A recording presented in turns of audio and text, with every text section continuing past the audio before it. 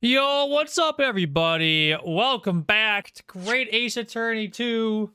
Oh my goodness. What a crazy case we had last time. Oh, now here we are. Going into episode 3. The Return of the Great Departed Soul. What if the B on the belt stand for Baron von Zieks, or Barrick von Zieks? What if Van Zieks is gonna be included in like some just some wild thing? Oh, we are at the, oh, is it the Crystal Tower? No, we couldn't possibly The get the grand end of the century Great Exhibition of London. Surely there is not a soul who has failed to hear of it. Wondrous new works of culture and industry from every corner of the globe had converged on Hyde Park, welcoming over 50 million visitors. Dang. The last great hurrah of this century. Astonished and delighted people of all nations, and ended on a note of resounding success. That's good. But as regards to the terrible catastrophe that occurred during the festivities, Catastrophe. very few are aware my friend Mr. Herlock Sholmes had a hand in unraveling the matter. For from the shadows, it was he who earnestly unearthed the facts of the case. And like the centerpiece of the great exhibition, which rose high into the skies of Hyde Park, Sholmes's brilliant deductions, as clear and lofty as the Crystal Tower itself, brought the truth to light. Oh my gosh. What is gonna happen? What the heck? Dude, this is about to get wild. We're here at the showground of the Great Exhibition, which is absolutely packed with people. The weather is unusually fine, and we're about to witness a most extraordinary scientific experiment. Ladies and gentlemen, the 20th century will see steam engines and electrical hair. power dominate the world. Horse-drawn carts will give way to the motor car. Ships will sprout wings and take to the skies. Yeah, right. And today, we showcase even more advanced technology. A glimpse into the future. A world first. A demonstration of my super high voltage instantaneous kinesis machine! I feel like he's dressed like, wait, did they have name tags like this in the 20th century? In the in the late 19th century? Did they really have that? Are you sure? Who would actually have that hairstyle? A man will literally be disassembled by a pulse of high voltage electricity and beamed to another location. Oh, I'm sure nothing could possibly go Whereupon wrong. his body will be reassembled by a series of complex calculations exactly as it was before. I would never do this. This has sus written all over it. This has sus written all over it, dude. What the heck? In but a few moments from now, this gentleman will, in the blink of an eye, complete an incredible journey through the air. To arrive an instant later on the Crystal Tower behind you! This one, yes. Woo!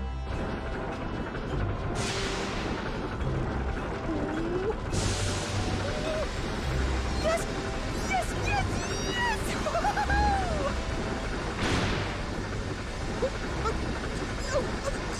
Please, that's not what I wanted.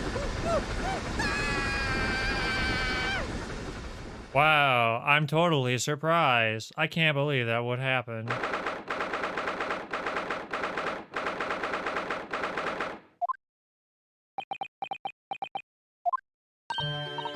Bruno, are you listening? Oh, sorry. What was it, Iris? What's the matter with you? You've been miles away all morning. Do you like what I cook for breakfast? No, that's not it at all. What were we talking about again?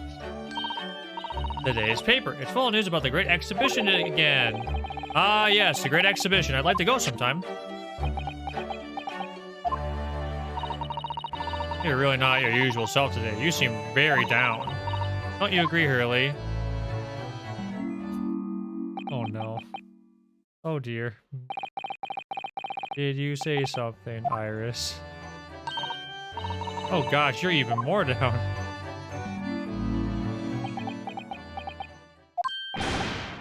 Ah! When did you arrive, Mr. Naruhodo? I've been here for about half an hour already. We had breakfast. What? Why didn't you mention it before? I thought you might have known I was here, you know, because breakfast.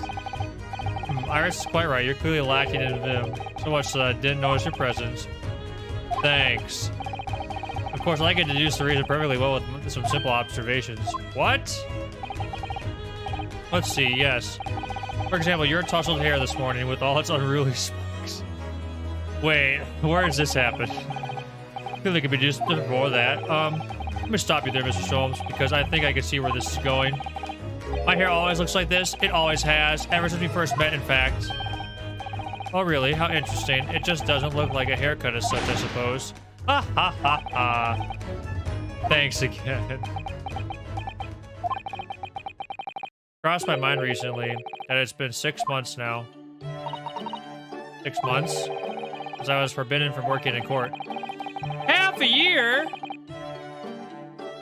So I've been wondering how much longer I'm going to be banned.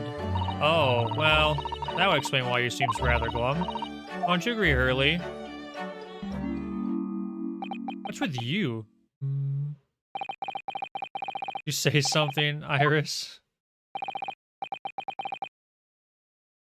Back to moping. What's wrong with Sherlock? What's the matter with Mr. Sholmes today? He seems even more down in the dumps than me. I know. The great exhibition is open. You'd think he'd be excited. Oh, why don't we all go see it together? I want to, of course I do, but I can't! Not for the time being. Why not? Why not? Why not? Because I'm a great detective after all. So you're embroiled in some tricky case that you can't be distracted from, is that it? I don't remember hearing that you're working on a case, Hurley.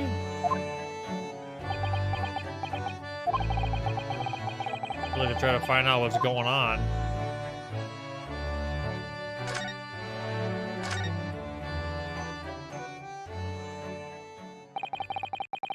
Half a year ago now.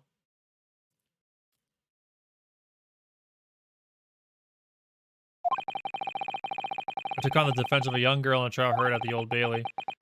But at first it seemed like a simple case of murder that took place at a London pawnbrokery. Turned out to be one part of a much more far-reaching plot that involved the British government. During the course of the trial, it was found that I made an unavoidable, yet at the same time, unforgivable mistake. Words fail me. The situation is utterly deplorable. Mr. Naruhodo. Yes, my lord. I will decide upon your fate following the conclusion of this trial. Of course, my lord.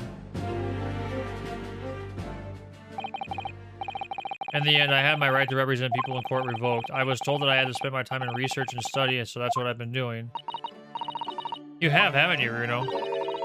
Reading all those big fat tomes about British law up in your room, and the notes about Sholmes' old cases. Brewing Iris' special Berlans tea, fetching my daily bread for me. You become something of a manservant around here. Start on the silverware next, Master Naruhodo. Well, I'm thinking of going to ask the powers that be to reconsider. Specifically Lord Stronghart of the British Supreme Court of Whitehall. Lord Stronghart? Ah, the delightfully Lord Chief Justice, not my favorite fellow. He's not mine either, but he's the man I have to talk to. He is the only one who can grant permission for me to start working in the courts again. I came to Britain to become the best lawyer I could, and I can't do that just sitting around here. The whole of London has been swept up in the Great Exhibition, hasn't it? The most advanced science, the modern technology, the finest works of art and feats of engineering. For the next 6 months, our capital will be showcasing these things, and the world will be watching. Oh, do you know what I like to do? I like to look down on London from one of those lovely balloons. Look down on... Do you mean those things? Fly? Yes, of course. They fly high in the sky and don't even need wings to do it. All you need is hot air. But how? How does hot air have anything to do with flying? It makes no sense! I can't understand it at all. That's true of a lot of new scientific discoveries. Most people can't understand them at first. In 100 years' time, all these things will just be common knowledge. I suppose they might be. Mind you, some of the science being demonstrated seems very questionable. Something went wrong on the open experimentation stage yesterday. Apparently, there was a huge explosion. Still, I wish I'd seen it, though. I'd love to see how bad some of these scam experiments really are. It's the innocent 10-year-old girl. See here, every page of this paper carries some article about the Great Exhibition. The brighter things shine, the darker the shadows that are cast behind them. Personally, I find myself drawn to the darkness, to the impenetrable. That is my proper atmosphere. Oh ho. Shadows cast behind, is that a metaphorical way of referring to the back page of the paper? Alright, Holmes. So many glowing reports about the Great Exhibition and everything that's going on there. Reaper attacked? Wait, what? Wait, what? What's the matter, Bruno? Did something happen to Lord Van Zieks? Who's that guy in the mask with the Reaper attack? That's Lord Van Zieks! This must be what Mr. Souls was talking about. Does he know any more, I wonder? Oh no, lost cat! Who's this masked dude? Seems super sketchy. Are you investigating a particularly tricky case at the moment, Mr. Sholmes?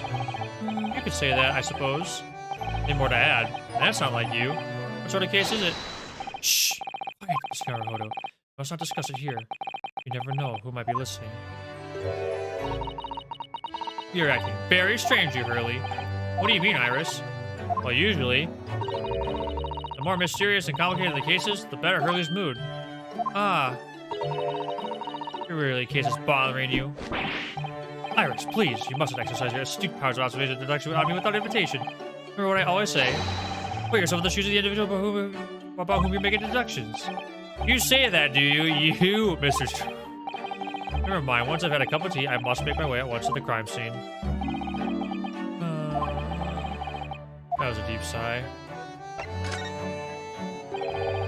This is the paper that Lord Van Zieks was attacked. That's terrible! You know the legend of the Reaper of the Bailey, of course, don't you? Only too well, in fact. Yes, Prosecutor Beric Van Zieks. You say that if the Reaper is the prosecutor in a case, there's no salvation for whoever's in the dock.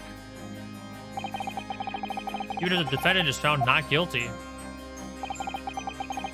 Once the Reaper has someone in his sights, one way or another, that person's time left on this earth will be short. Except Natsumi. London's finest rogues always find ways around the law. They'll stop at nothing to secure an acquittal in a trial. Falsified evidence, paying sham witnesses, threatening jurors, bribing judges. Even such devious tactics as these cannot save them from the hand of the Reaper. As you've experienced yourself, haven't you, Mr. Naruhodo? Yes, I've seen the Reaper's retribution at work.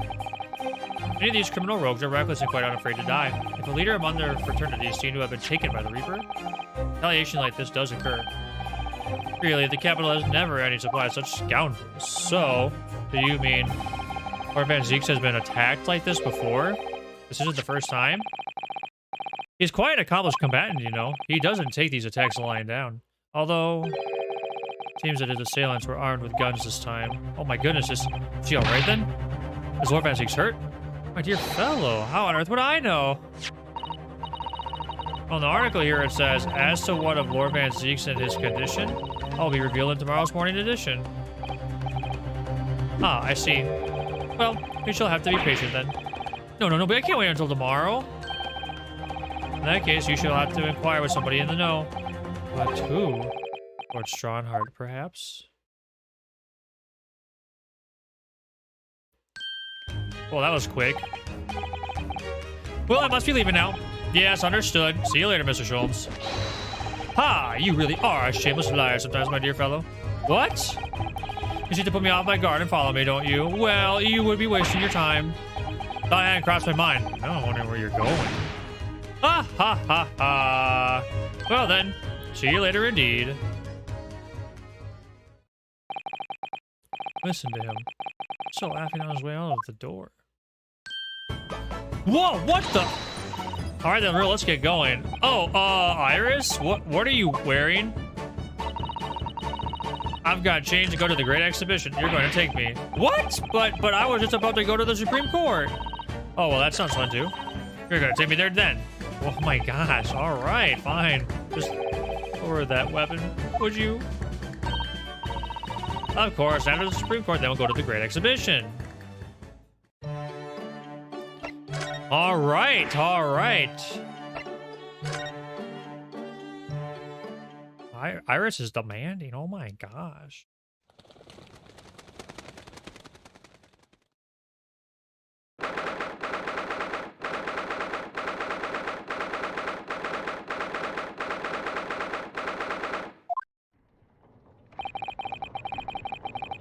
It's been about 6 months now since I was last here. Something's never changed, like the sense of foreboding I always seem to feel in this place. Doesn't seem to be bothering Iris at all, though. She's happily reading over there. Oh, I love this place. I always find so many interesting books here. Of course, I was forgetting that you've been here before. The time we came here 6 months ago. When Suzawa-san was given the news that she was to return to Japan. Oh, I understand you wish to speak with me. Oh, Lord Strongheart. I trust you've been keeping well. Let's see. Since you arrived and requested an audience, it's been 4 hours, 32 minutes, and 26 seconds. I kept you waiting a while. My apologies. Oh, no, not at all. I like nothing more than staring at his face. Good to know. No, that doesn't appear to bother him at all. Male Strongheart, Lord Chief Justice of London. He's the man who allowed me to start practicing as a defense lawyer when I arrived in Britain as a student. You can only savor the ear for a moment in this grand office to understand his preeminent status. As you'll be aware, the Great Exhibition of London is now underway at last. We're extremely busy as a result, policing the grounds, guarding the new technologies, dealing with the petty crime. Furthermore, as of next month, we shall open the International Forensic Science Symposium. Well, I've not heard about that. Investigating authorities from 40 countries around the globe will be taking part, including from your own land. Forensic science is the future, the world must embrace it. As with the hosting nation, I have much to do, and it is my highest priority. Others must wait for my attention as a result, so be it. Well, it's nice to know where I stand. So, you wish to consult with me? Of course, I can very well imagine what this is about.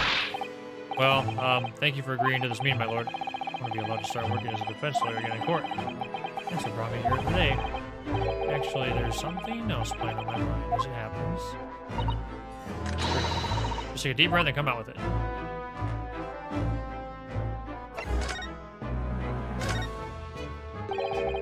I actually came here today to ask for your permission. Go on. 6 months ago, my right to work in court as a lawyer was revoked and I was told to spend my time studying. Obviously, I'm very sorry for what happened. The thing is, it made me understand what it really means to defend somebody under the rules of the foreign justice system. I desperately want to have another go. Please, permit me to enter the courtroom again. Mr. Naruhodo, yes. Oh, here it comes. I'm sure you haven't forgotten your position here, have you? At best, you are a substitute for your compatriot. This was never your intended role. That's true. Deputy's government actually sent my best friend on the study tour, not me. It should have been Kazuma. We're so determined to bring change to our own justice system at home. That was his calling.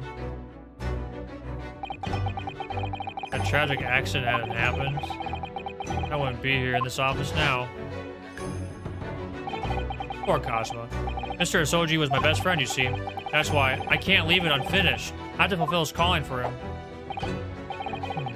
His calling, you say? Has it never occurred to you that perhaps you know nothing of his true calling? Sorry?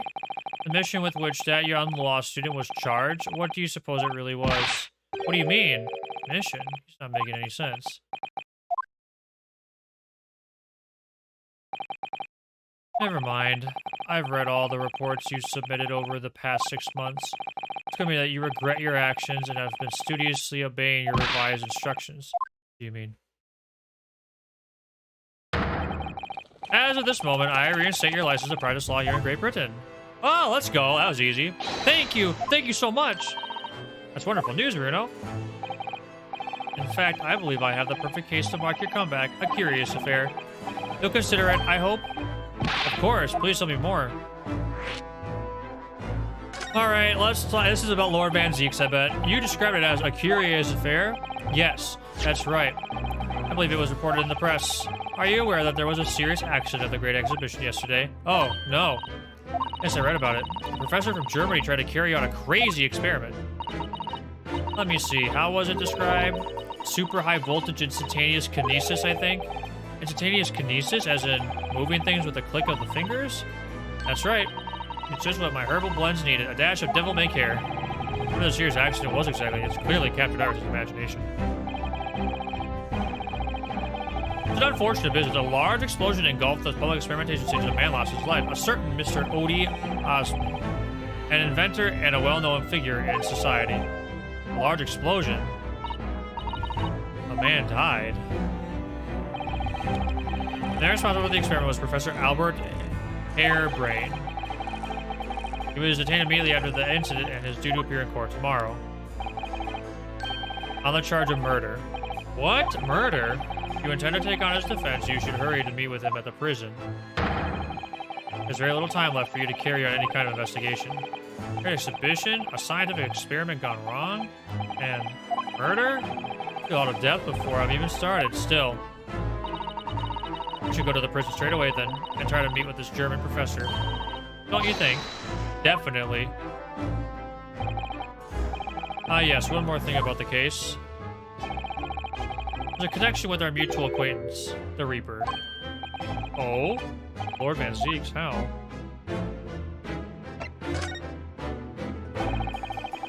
All sorts of conferences have been taking place around the world that coincide with the Great Exhibition. Next month, the largest and most important of them will all take place at last. The International Forensic Science Symposium. It does seem as though criminal investigation needs to be embrace scientific methods, doesn't it? Exactly! London, the global epicenter of culture, science, and wealth, now has a population exceeding 6 million. Sadly, crime in the capital is growing at similarly startling rates, so it's imperative that we use the latest scientific methods to investigate and resolve cases as efficiently as possible. Which is what's known as forensic science, isn't it? Exactly, the future of policing. Regrettably, however, Britain is currently dragging its feet when it comes to the adoption of forensic methods. Oh dear, that's alarming. Exactly, it's extremely alarming. Okay, what is the what? All right, what's going on here?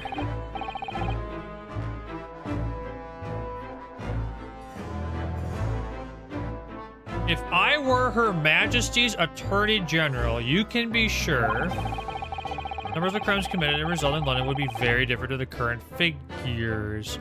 Well, look whose motivation just came out. And I can cite 12 solid arguments and 223 individual reasons to support my claim. Sorry, by the way, community where I shall detail everyone now. What? Oh, how fascinating. It all began 15 years ago. I was...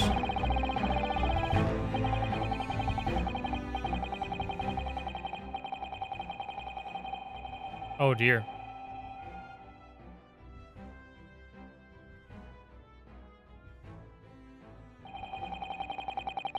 Bro, I gotta go and investigate.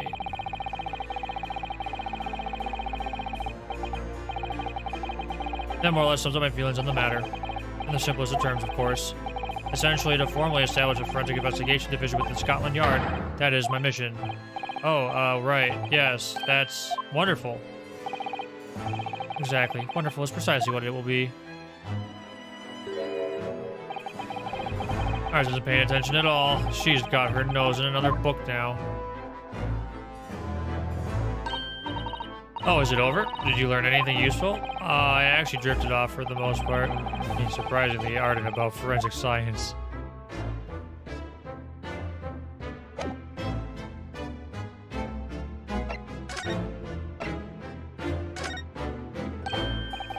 I reminds me, have you seen this? The reports of the overwhelming success of the Great Exhibition. Of course!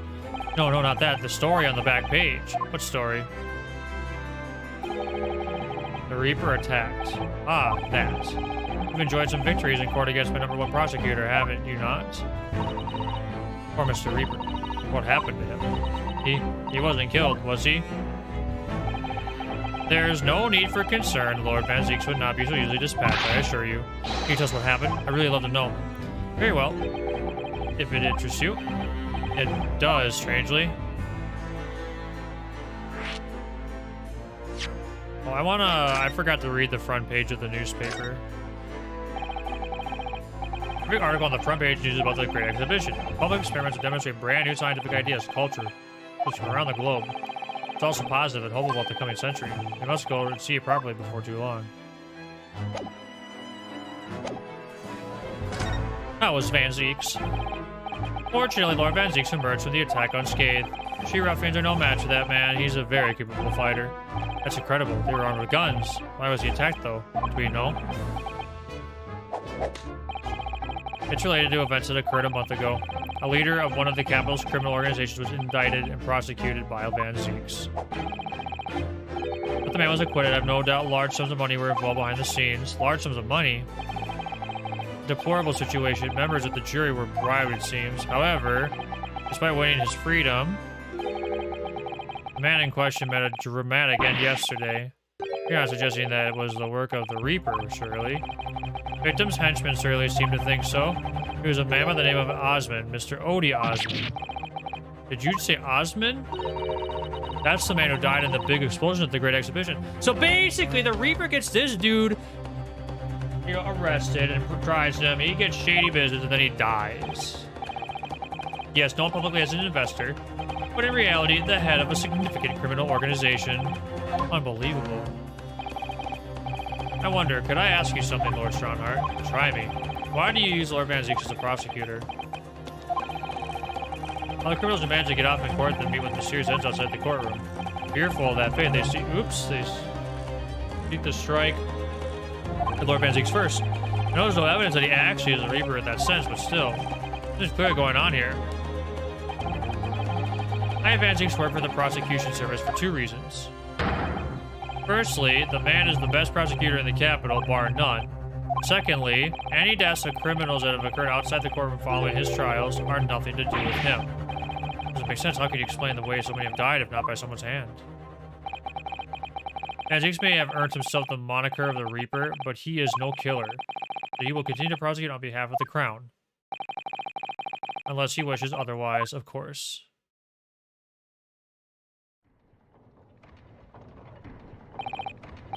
Well, I must be leaving for my next engagement. Already 11 hours and 16 minutes late. My colleagues may be starting to fidget. 11 hours late? That's quite something. I mean, it already started when I arrived back here for this engagement with you. So lateness was inevitable. Time stops for no man. Jeepers. I'm sure it stopped for me during those 12 solid arguments and 223 reasons. Oh yes, where would I find Lord Van Zieks now? I assume he's at his office. Right, I'll go out and ask him about the attack in person. I want to get this straight from the horse's mouth. I'll wait with you now. I'm leaving, Professor Harebrain's defense entirely in your hands. Of course, yes, thank you very much, my lord.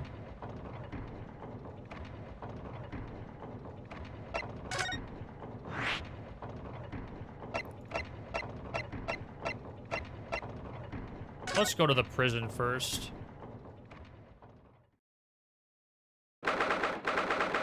Oh my.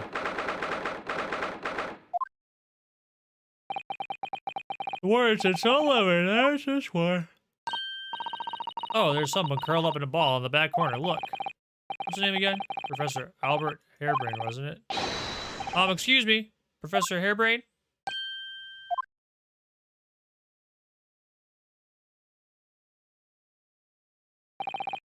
Who are you? I am Ryunosuke Naruhodo. I'm a defense lawyer. A lawyer? Oh, is it something I said? A lawyer, you say? Well, would you be here about the experiment? Are you going to defend my hypothesis? Your hypothesis? Sorry, I don't... That magnificent demonstration was, it was an out-of-out success by anyone's calculations. But despite that, no one listens. No lawyer believes in the science. No one's explained. They all leave at high velocity.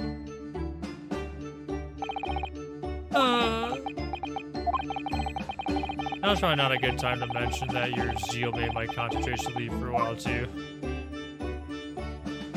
Nice music. You mentioned the demonstration yesterday. Neighbors have called it a spectacular failure. After all, a man died in the explosion, didn't he? Ah! Yes, you can interpret the results like that the way you really want to do, but I suppose in the strictest sense, there was a failure, but at the same time, it was a great success. You've lost me. I saw with my own eyes. Right there in front of me, Mr. Osmond was spontaneously disassembled. Until then, everything was going exactly as my calculations predicted. At that point, he should have been beamed at the crystal top by instantaneous kinesis. However, the machine exploded and Mr. Osmond in fact perished. Yes, again, denied that part of the experiment was a failure. So what you're really saying is the large explosion that killed Mr. Osmond was an accident, correct? The bigwigs had you arrested on suspicion of murder. I was responsible for a man's death. That is the immutable truth here. And for that, I wish to be punished. At once. But... Murder? Never in a million years. It was an accident. Simply an accident. I see. And I were talking this morning, you know? He said the situation would change completely depending on whether it was treated as an accident or a murder. Oh, exactly. Well, if it really was an accident, then the professor's machine would be kept in protective custody. On what grounds? Ah, yes, it's newly established here in Britain. The Special Dispensation for Scientific Equipment Act. That one passed me by. The case is treated as murder, and then they'll say my machine was the murder weapon. And the people that more over it as much as they like. If they examine it in detail, they'll find out it's made, and then they'll be able to copy my idea. My precious hypothesis will be stolen. The machine must be protected from that at all costs. That's why it's imperative the whole should be shown as an accident in tomorrow's trial. I see now.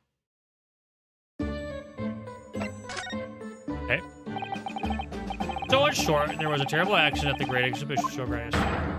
Yes! Or rather, no, the devil's in the details. Strictly speaking, there was a terrible explosion. Sounds the same to me. You're demonstrating super high voltage instantaneous kinesis, weren't you? How fascinating. Humans, like all matter, are made up of particles that are held together by electrical bonds. It must be possible, using sufficiently high voltage, break those bonds and beam the particles through space. That's it in a nutshell. That's my idea, you see. That's my amazing hypothesis. Gosh, that's unimaginably high-level science. Oh, but dare to imagine it. Dare to dream of such incredible technology. Just think, one moment I could be here in this cell, and the next, I could be at the Great Exhibition again. Well, yes, that would be incredible. And the next, in the mere blink of an eye, I could be at the Great Parisian Theater, say. Possibilities are endless. The whole of our vast land could be within reach. No more hiding in wardrobes or rocky Caesar freaks. Well, there's a throwback. I don't really see it like that. What do you mean, Iris? Well, if you could travel anywhere in the world instantly, planet wouldn't really seem vast anymore, would it? I think it would feel like it had shrunk. My word, that's exactly right. What are the implications? What does this mean? Oops, that's got Professor Bunny Brain really worried by the look of it. Okay, this is yet another case of just because you can doesn't mean you should, I suppose. Point is, my calculations are flawless, so science works. Without a practical demonstration, it means nothing! And that's always the fly in the ointment. These practical demonstrations cost a lot of money that young scientists like you don't have. That's exactly it, yes. He was always complaining about it. He says the government should invest more in science. Well, anyway, I bumped into him at the right time. But the well-known investor, Mr. Osmond. Victim who died in yesterday's terrible accident, you mean?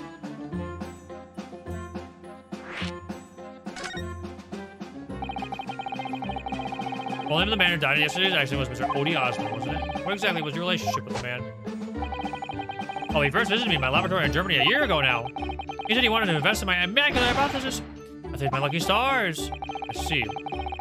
We didn't really know each other until then. Money for scientific research. I'm so envious. As far as I was concerned, I was an angel. Oh, really? Dark angel, even. Who was prepared to put a practical demonstration of my hypothesis for presentation at the Great Exhibition? If that went well, I could expect additional financial support from my research on the British government. God would provide me with money and an exceptional engineer. Push the machine to my precise specifications. Then your dreams were blown to dust in one enormous explosion. As you can see, I owed everything to Mr. Osmond. I would never have thought of taking the man's life. You know, it seems genuine enough. I don't think he's lying.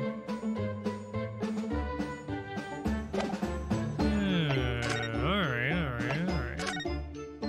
We're gonna come back. We'll come back later. Well, there's all his chalices and wine bottles that he needs.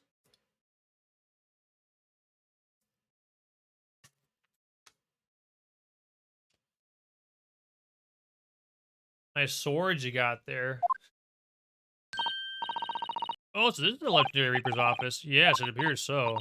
Brr, it sends a chill down your spine, doesn't it? What an amazingly deathly atmosphere. Oh, is that? The hooded figure was so still. I noticed his or her presence. Wonder who it is. What are you doing here? What?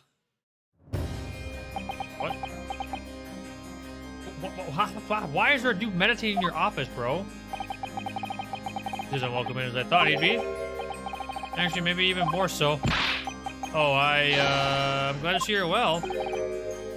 I am. So, who's the person over by the wall being haunted or something or other? A punishment is taking place here. Oh. That's my apprentice, and he's sitting there of his own free will. I know you had an apprentice. Was it this dude? Must be the same person who's pictured in the newspaper. He's very able in combat, a requisite skill for anyone under my tutelage. Are you referring to the attack on the Reaper that was reported in the papers? The Reaper? I'd be interested to know the Reaper's true identity myself. Assuming that is such a fabled fiend genuinely inhabits our great cart rooms.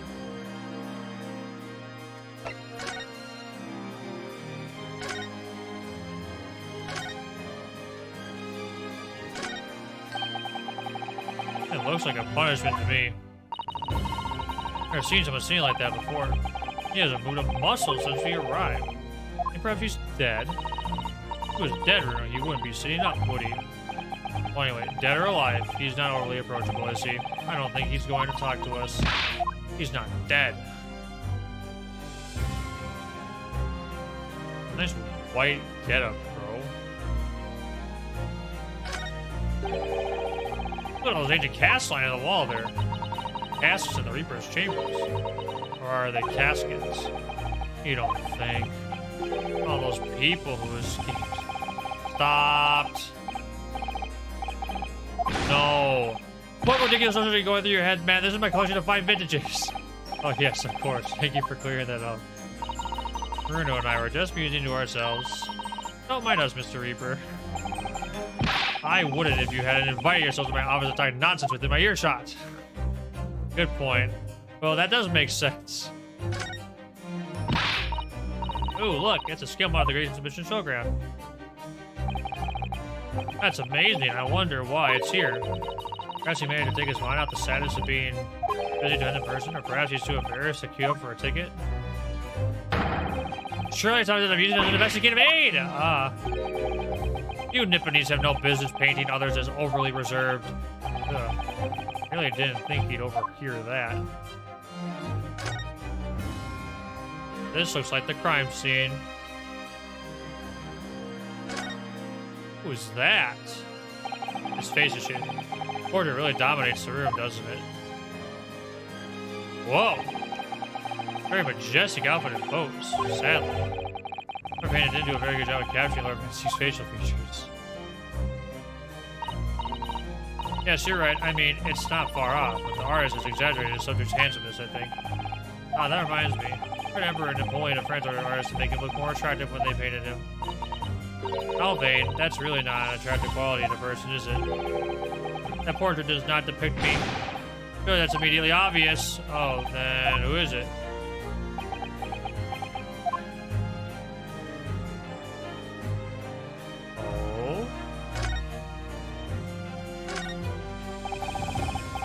fancy zest. Look, so stylish. That's a marble chess set beside a chess. That's the Western version of our Japanese Soji game, isn't it? You know, I'm actually quite good at Soji problems. Oh, really? Probably like chess problems in that case. I love the challenge Lord Man Zeke sometime. About Soji problems. If you really want to challenge yourself, you can always do that on your own at your home.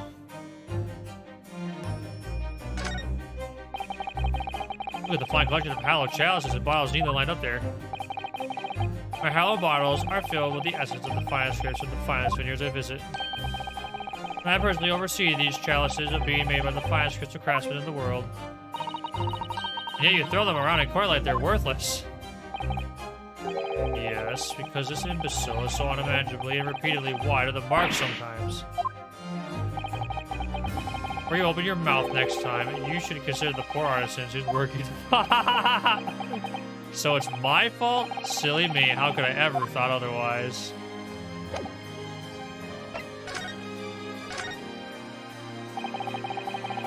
Bushrunner said that the assault last night was some sort of revenge attack. True. Carried out by henchmen of Odie Osmond's criminal organization. Investigation meant that the arrests were imminent. Presumably some hoped to kill me before that happened. Odie Osmond.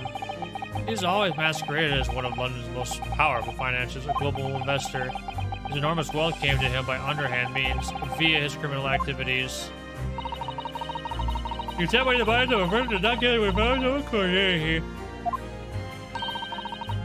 Be prosecuted by you, Mr. Reaper. Thank God his comeuppance in the end. Yesterday, in fact, in extraordinary circumstances.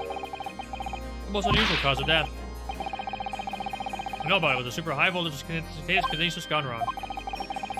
Osmond died when he demonstrated to the public experiment stage ended up in an enormous explosion. Correct. You think I have some kind of divine ability to cause an accident like that to happen, do you? Well, no, that does seem a little far-fetched. It really is a Fabled Reaper, and he has to be innocent of his particular death at least. Strange how this has worked out, isn't it, Runo? I mean, what with you taking on the professor's defense for the trial tomorrow? What, you're going to be defending him? Oh yes, that's right. Though I barely know the man's name yet, to be honest. Albert. Albert Harebrine. Right? Do you know him by any chance? Of course. He's a contemporary of mine. We were at university together. Sure. What?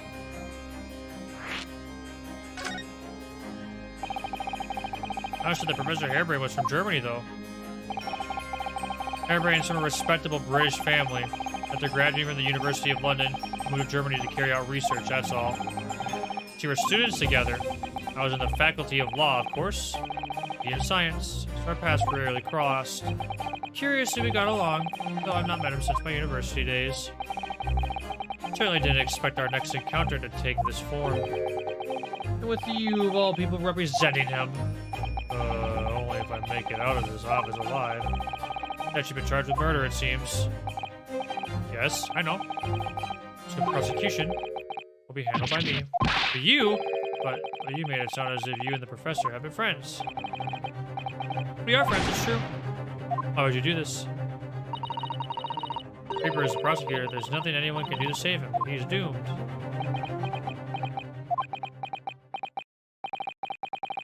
What man's he thinking? What do you mean by what you said before? You'll have to know the Reaper's true identity. Does that mean I'm a crown prosecutor and immortal like any other? I'm no demigod. They've all died, haven't they? The people you've prosecuted, I mean. Whether or not the trial ended in a conviction or an acquittal. Those I prosecute are the vilest wretches of our society. People who, without question, deserve to be found guilty. The world is a better place without them. What? That's not true, Mr. Natsume, for example. He wasn't a vile wretch at all. Nor was Ginny. In fact, she's ever so hardworking now. I can't deny that since I encountered you, things have taken a turn. But the point is this. Many of those vile wretches that escaped justice subsequently died in mysterious circumstances at the hands of their own kind. It's not my work. Bashar said the same. He believes you're not involved in any way. you're attacked by ruffians because they believe it's true. Fact is, since people started to call me the Reaper of the Bailey, the number of serious crimes in the capital has dropped substantially. Oh. It appears that even the most hardened criminals can be made fearful of their lives. You mean to say... I mean to say that if my synonym serves as a useful purpose, I adopt it gladly, and with honor. Putting you in danger, you could be killed. That is my fate. Let God decide. Lord Van Zeeks.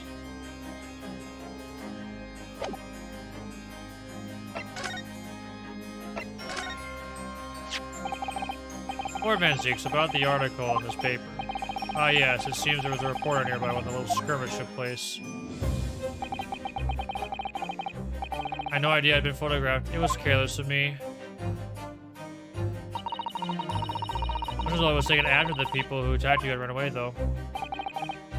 Rest assured, the police have already apprehended every last one of them.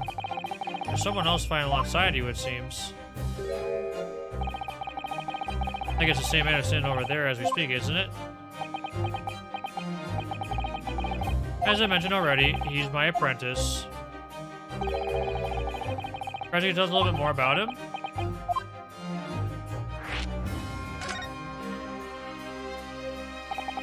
Yeah, this is weird.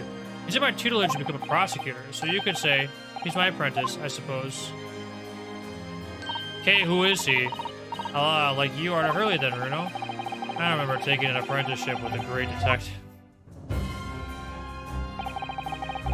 Currently compiling a report about last night's attack.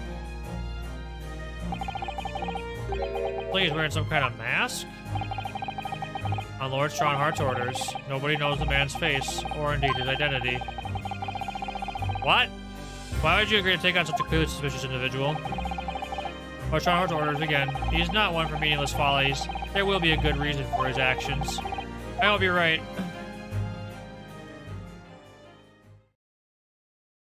Whoa! Look at that eye. What the frick? Ah! Task is complete. Good. In that case, you can collate the ball to briefs.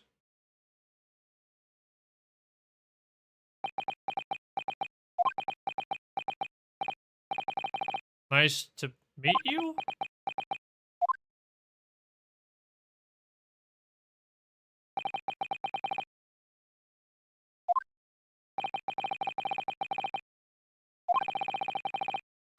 I met the man before. I didn't even know he existed, and yet it didn't feel like our first encounter.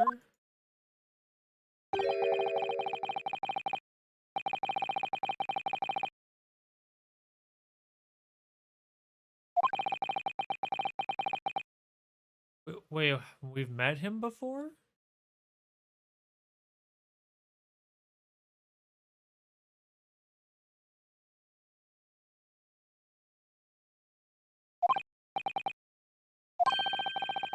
It's not allowed to speak. I'm actually interested in my presence anyway. Oh, no, I mean... Sorry, I didn't mean... Wait, you stood there so casually, yet with that flawless posture. It couldn't be.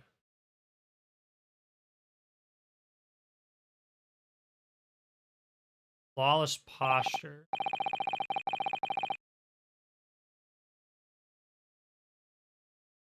Flawless posture. I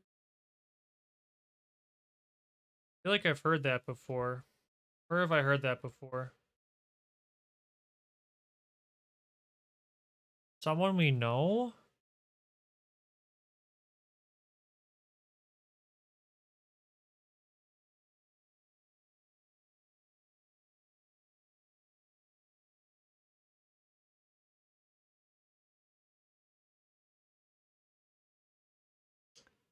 From the first game? Who would it be from the first game?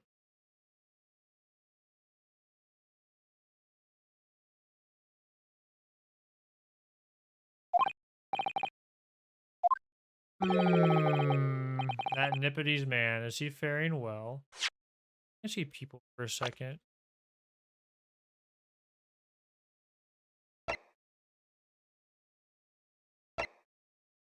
Okay, so this dude's not any of these guys. Masked man. Look at those eyes. Haven't we seen this symbol before?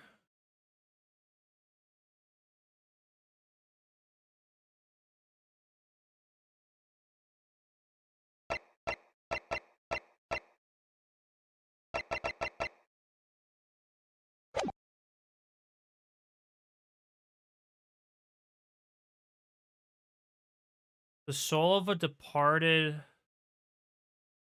Isn't this episode like the soul of the departed comes back? Someone we thought was dead who's actually alive? Sorry? I arrested twice in succession 6 months ago. The stoop, the mustache, and the jitters. Ah, Mr. Natsumi, you mean? I'm not sure he'd be very pleased to find out you identified him from that list, Runo. He's fine, thank you. In fact, I received a letter from him by International Postal only the other day. I see. Well, I think we can end our discussion there, don't you? Well, time left before tomorrow's trial. I advise you to spend it investigating the case. Yes, thank you for the advice and for the conversation. I can't believe he was asking after Sasaki-san in Nipponese. Not sure whether to feel happy about that or worried. I imagine that Mr. Eber would be friends with a mad scientist, did you? Turn up for the books. Mad scientist. Oh, I mean Professor Harebrained? Might be worth quizzing the professor about his relationship with Lord Van Zieks, I think. I mean, I'm really bothered by this.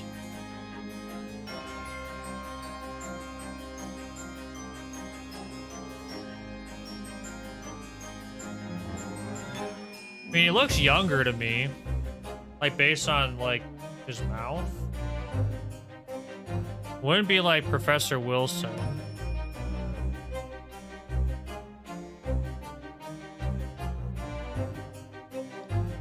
Who's died? We had Professor Wilson die. We had Kazuma die. We had... Who was it in Case 3 of last game? We had, oh, it was the one dude. It's not... Definitely not him. The Gilded.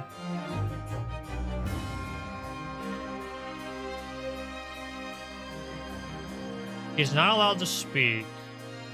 We had the McGilded case, unless it's like one of those. Is it someone we know? Were you one of the witnesses from that, from case 3? And case 4 was with Natsumi. And I don't think it's any of those people. And from case 5...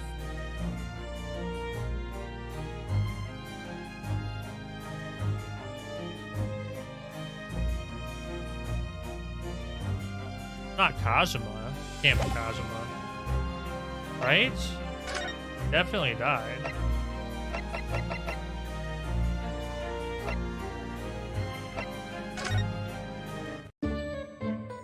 Like, think of everyone... Okay. I mean, maybe I'm making a case with, like... Okay. The title of the case is something about the departed soul. I guess it could be related to the victim, though. So maybe it's not someone that's died. I think I'm overthinking that. The departed... What if the guy that died in this case comes back to life because of the successful experiment? Well, it said he died, though. So is there going to be something weird with, like, the kinetic kinesis transfer or something like that? But then who else could this guy be? I don't think it'd be anyone from the first case with Susato. And it's someone that we know. It's someone that we know, apparently. Because Naruhodo made it sound like he knows the guy.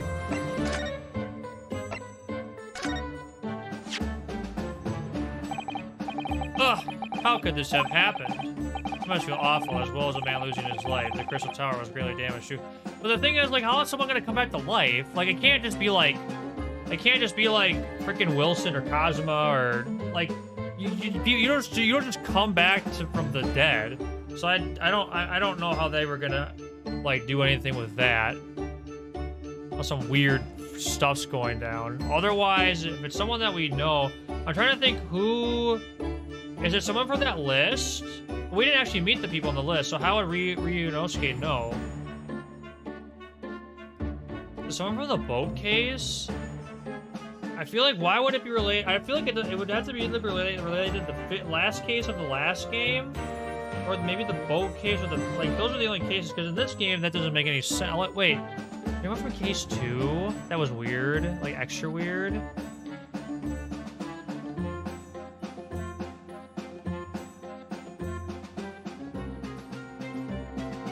I have no idea. I'm just gonna ignore it for now. It must be awful as well as the man loses left. The good stuff was greatly damaged too. I know what happened. I must have been that. The day before the demonstration, I had my usual meal of frankfurters at the hotel restaurant. When I paid the bill, they gave me 3 shillings, too much in change. But instead of saying anything, I just slipped the coins in my pocket. They're still there now. It's divine retribution for my robbery. That's what this is! For scientists, he has some very logical anecdotes. On and illogical.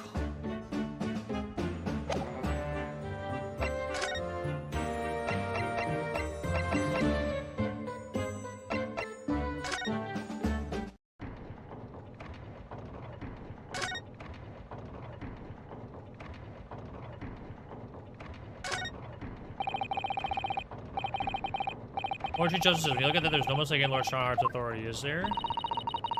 Light from that window behind is far too bright. It could be very bad for the eyes. I hadn't thought of that. There are no curtains, that's for sure. What's more important? Having a desk with an air of authority, of having eyes at work. I can't say I'd ever considered it. After all, my little office barely has any light to speak of, and I haven't really seen my desk in a while.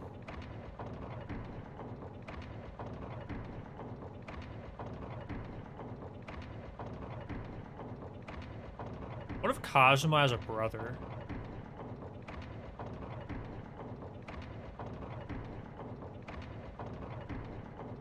So I'm thinking of like, okay, so I'm thinking of the list. No, I don't know because, I don't know. I mean, maybe he has, I don't know, man. This is weird. That math guy is very sus. I'm really bothered by this. This is really bothering me.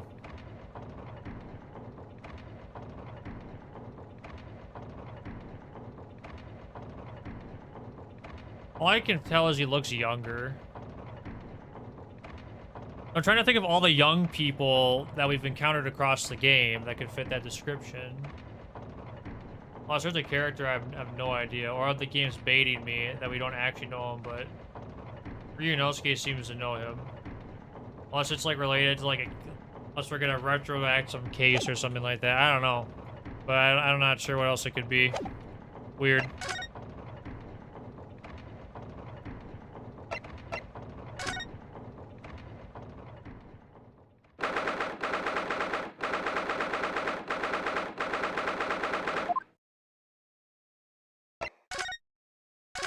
Oh, what are we gonna do?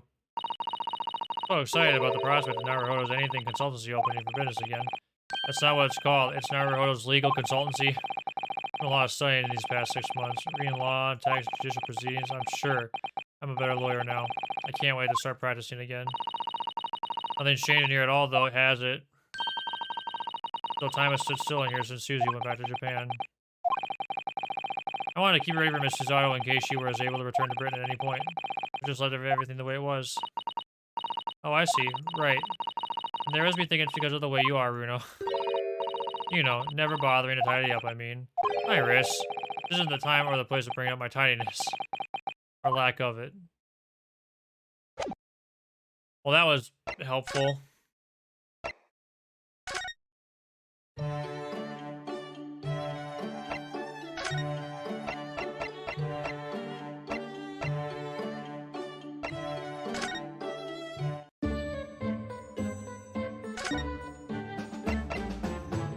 Oh, okay, here we go.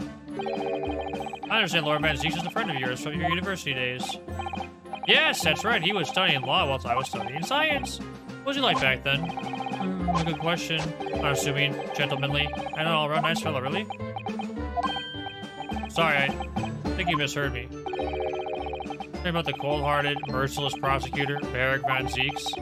What was he like when he was at university? Talk about a leading question, Bruno. As I said, an unassuming and extremely pleasant gentleman. After all, he is a little darling of the Van Zieks family, with all its great aristocratic origins. I didn't realize he had quite such a noble blood. A little darling. Bit of a shock when I came back to Britain and learned what he'd become. Reaper the Bailey, no less. Yes, that's right. I did hear, though, that there was a very big event in his life that completely changed him after graduation. Really? What sort of event? Ah! I'm sorry, but I don't know anymore. I wasn't in the country at the time. I was in Germany already. Oh, yes, of course. He's heard all about the Reaper. I really don't have the heart to tell him that Lord Van Zieks will do the prosecutor in court tomorrow.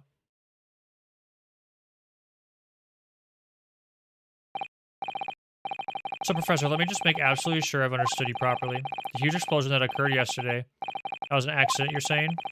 You had no intention of harming the victim, who is in fact the sole investor in your work, is that correct? That's correct as 2 squared is 4, I swear it! Yes, it's true that the man bears is a machine, my invention. I know that I'm far from blameless in all this. But still, I would never use my discoveries, my inventions, to take a person's life, not in a centillion years. I'm a man of science, it's all I know, and you have to believe me, please.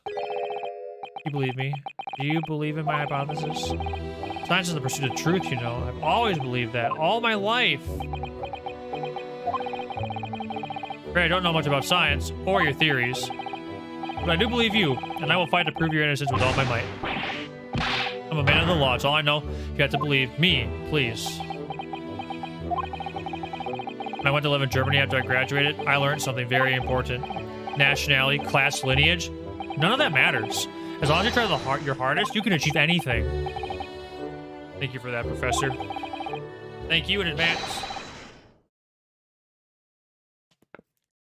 for defending me tomorrow in court. All right, Rudo, it's time to visit the Great Exhibition. Sorry? Well, that's where the incident happened, isn't it? Yes, I suppose that's true.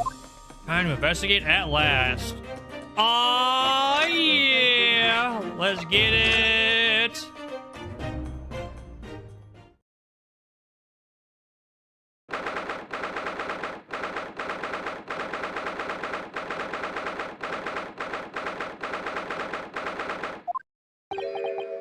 Ugh.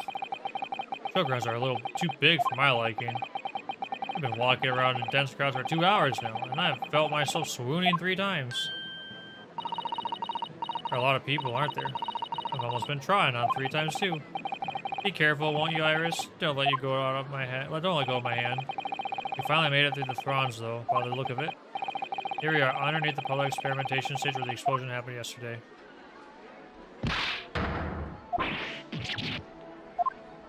Let me guess. What's that? I could hear voices from up on the stage. Like an argument. Let me guess. Gregson and... I was expecting this. Thanks for the good luck. How are you doing tonight? Well, I've had it with you this time. I'm warning you. I'll arrest you in a minute. Oh, yeah? Go on, Inspector. Give it a shot. You ain't got no evidence, and you know it. Wait, I know those voices.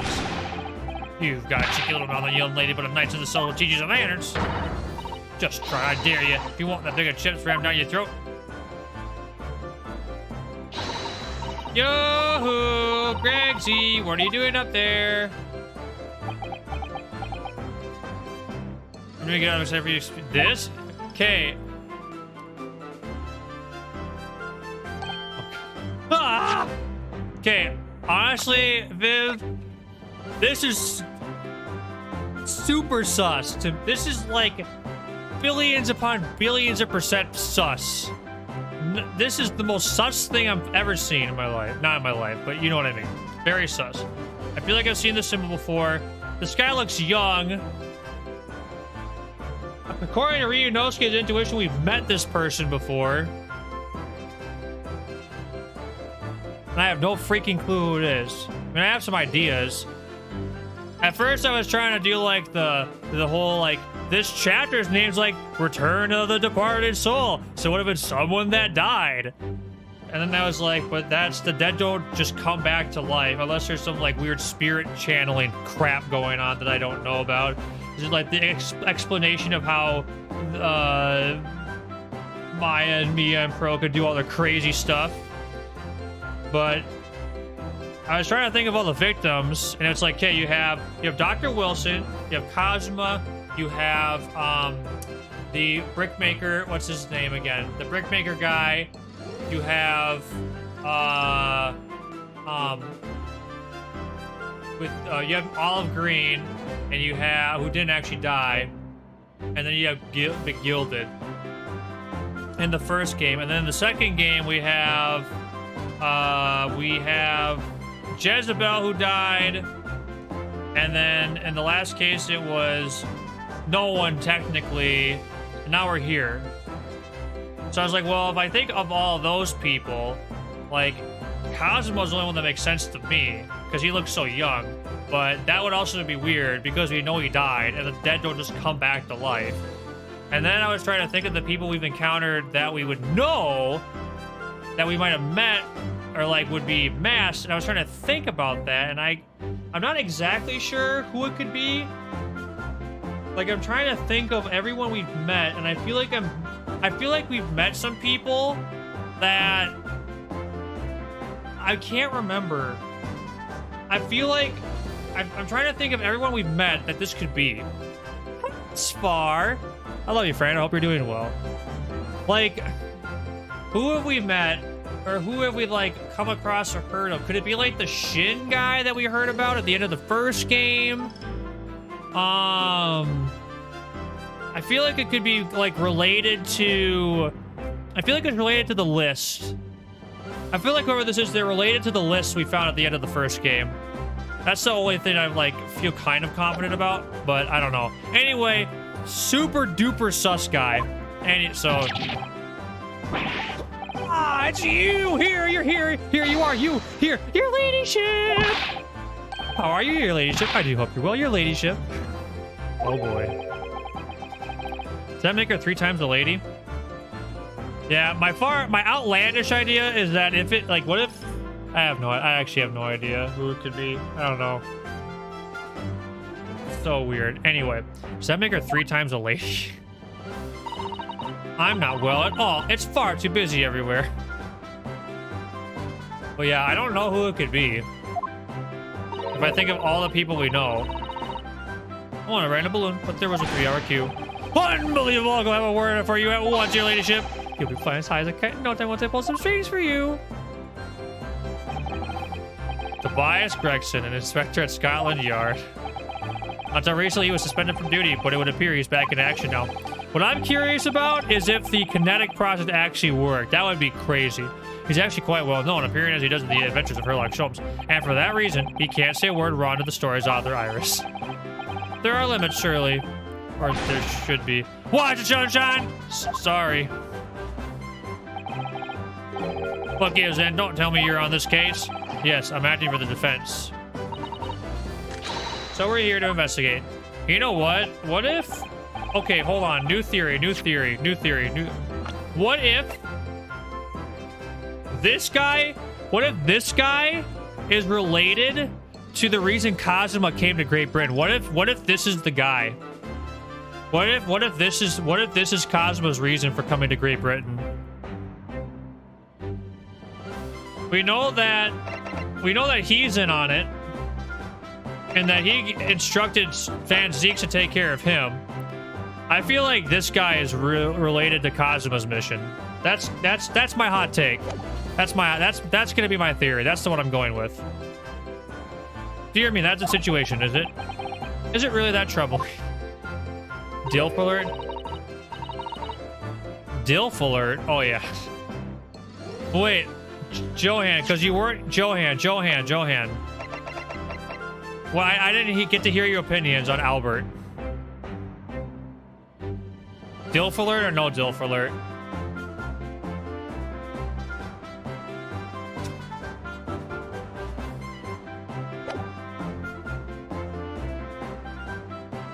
Okay.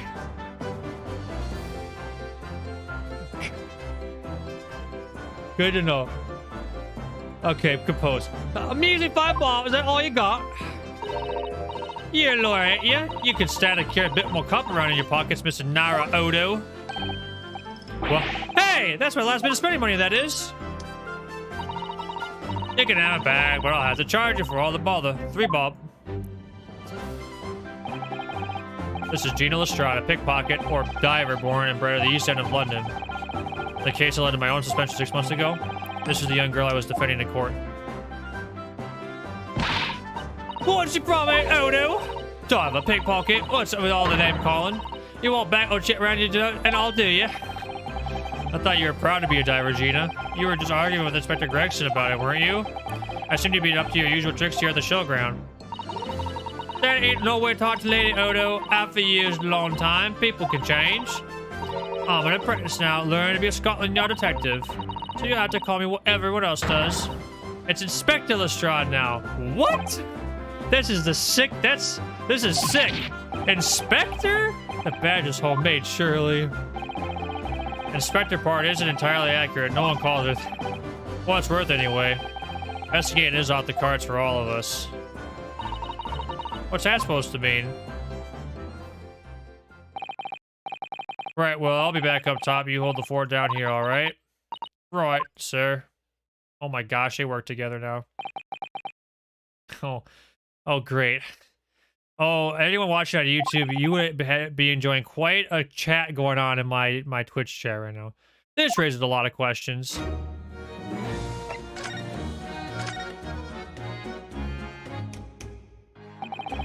It was 8 months ago now that I first encountered Gina in connection with the case I was working on. At the time, she was living in the East End with a group of other orphans. She helped all of them survive a pickpocketing, but then she got embroiled in a murder. I had a lot of time thinking prison. Realized I couldn't go on like I was. Diving weren't working out.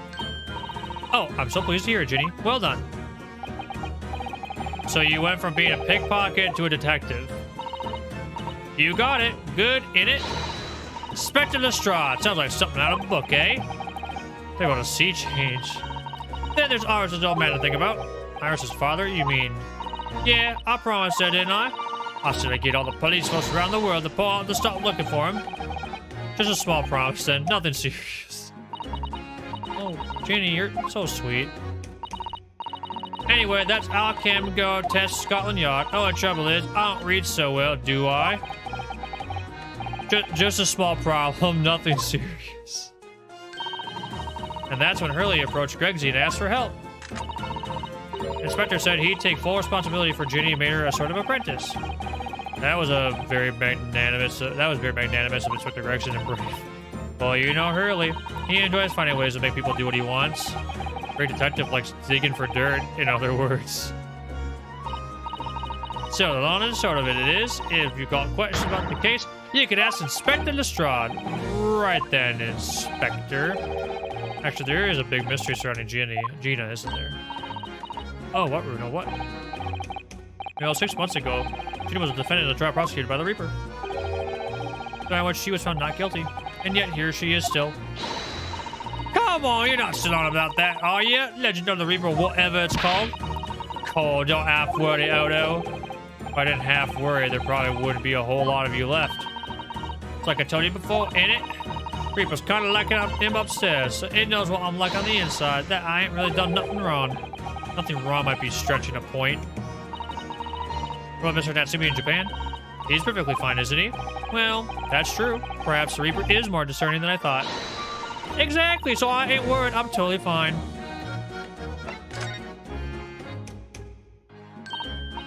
Call is out of this world, it was. Brain bloke called bunch of levels is machine suddenly saw billowing smoke. Then just went pulp. I ain't seen a better experiment here yet. Sorry? You mean you saw it, Ginny? With your own eyes? Yeah, of course. Boss is in charge here, ain't he? Keeping everything running smooth, I mean. Boss being Inspector Gregson, I suppose. Gonna take some getting used to. So all I have to say is that I'm on duty and I can do whatever I want to. Get this, I was up in one of them flying balloons when it happened, watching it from above. No, you're so lucky, Ginny. Maybe I should join Scotland Yard too. Yeah, do it. You know, I put boss in his place already, right? Iris, you have no trouble at all. Then so, when do I start? No, you can't join Scotland Yard, Iris. We'll see. Anyway, what I don't understand is this. If the machine exploded so spectacularly, how can Professor Bunnybrain still be claiming that his experiment was a success? Oh, right. Well, it was a success, in a way. It was? How could it have been? Yeah! Cut to the chase! Surely after the whole machine blew up, no one could call the experiment a success. So like I said, it did sort of work. I mean, yeah, there was a load of smoke on that walk from Great Bang. But where do you think they found the victim's body, eh? In the Crystal Tower over there. What? In the tower? You can see it for yourself, can't you? Up there above the scaffold. Oh, where all the glasses broken, you mean? So the experiment did work. Yeah. Cares what victim got to start with. Really did get the beam through the air, whatever, and land all the way over there. So, you see, it did kind of work, did it? What? I don't believe it. I mean, I don't get the ins and outs of it, but anything's possible, right? With science. Well, I'll tell you what, you can have this. It's a plan of the experiment they drew up at the yard. Are you sure? Yeah, go on. I had 3 bob off you before, so fair's fair. Yeah, I didn't actually give that to you, did I?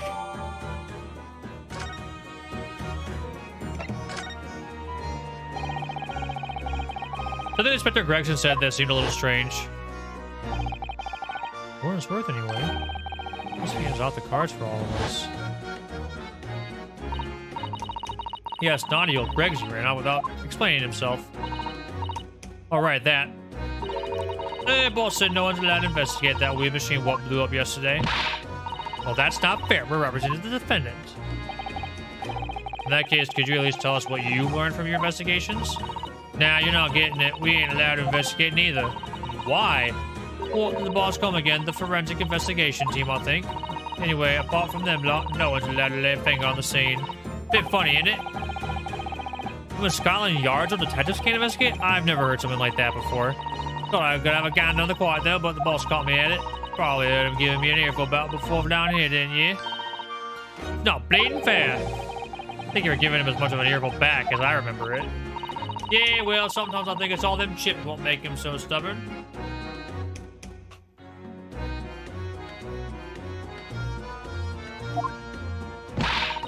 You say something to him, Mona. Go on, see if you can get through to him. He's up on the platform above us, is he? The machine that exploded is. You can try, can't we, Bruno? Gregsy will listen to us.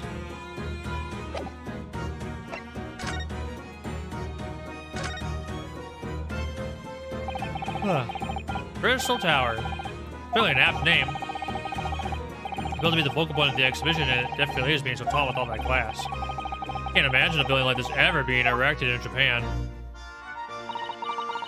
There are lots of exhibits inside the tower as well, apparently. Of course, there's an observation deck, but there's also an art gallery, a zoo, and a museum. Or you have to queue for 3 hours just to get through the doors. Well, at the moment, the shattered glass of the failed experiment may well be the biggest draw. Thanks to that accident, the whole tower is shut. Well, it's not the Crystal Tower anymore, but the Crystal Glass Shower. Apparently, I ran second to the skies now to look down on the disaster area from above instead. There's a 3-hour queue to go up in a balloon now. Well, there must be very patient people. Oh, look, what's this? A ripped piece of cloth. It's not like any fabric I've seen before. Very thick and stiff. Looks extremely durable. It's canvas, I think, with some sort of rubber backing. The edges appear to be a bit charred as well. I mean, that means it has something to do with the explosion. Looks like a donut with Ginny's mid-yawn.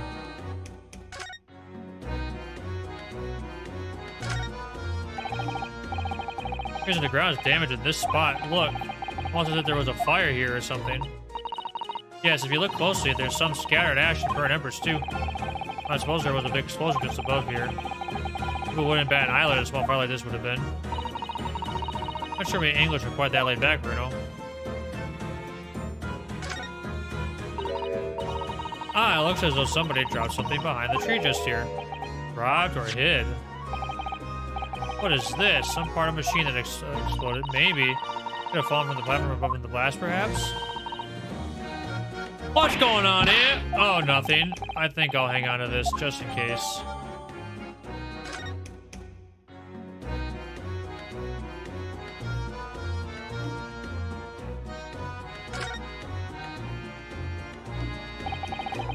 platform must have been set up for the experiment, I suppose. It's very high up. About 30 feet above the ground, apparently. That's what a policeman I just spoke to said. I don't really understand feet very well. We don't use them in Japan. Oh, yeah, sorry. It's about 9 meters. Soon you'll have been one in a year, Runo. It's time you get used to our measurements. Yeah, well, this thing is so tall. Spectators in the front would just have seen a wall and nothing else. Probably thought they'd secured the best spot to watch from, only to be disappointed. Just saying, in Japan, the darkest spot is right under the lighthouse. I feel like it probably applies here. How, philosophical of you.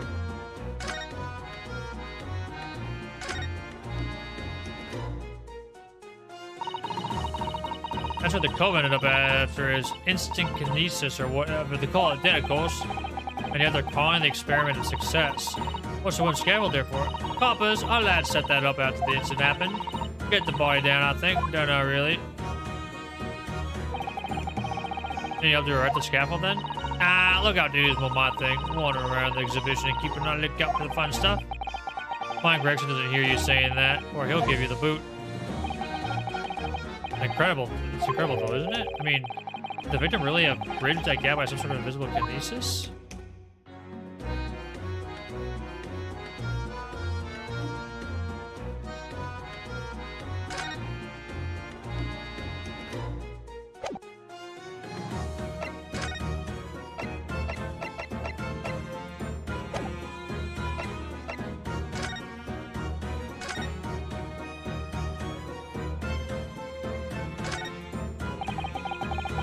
I've been meaning to ask you for a while now, but what are those funny round blobs floating in the sky? Oh, they're the flying balloons I've been talking about. I want to go up in one so much. I've heard about situations like this in the magazine about strange phenomena. Creatures from outer space coming in around flying objects to attack Earth. What? I suppose inhabitants of other planets are bound to be interested in the great exhibition. Is it Iris? It's happening. It's not. Don't worry. I'll explain it all to you later over a nice cup of tea, Runo. Poor Runo.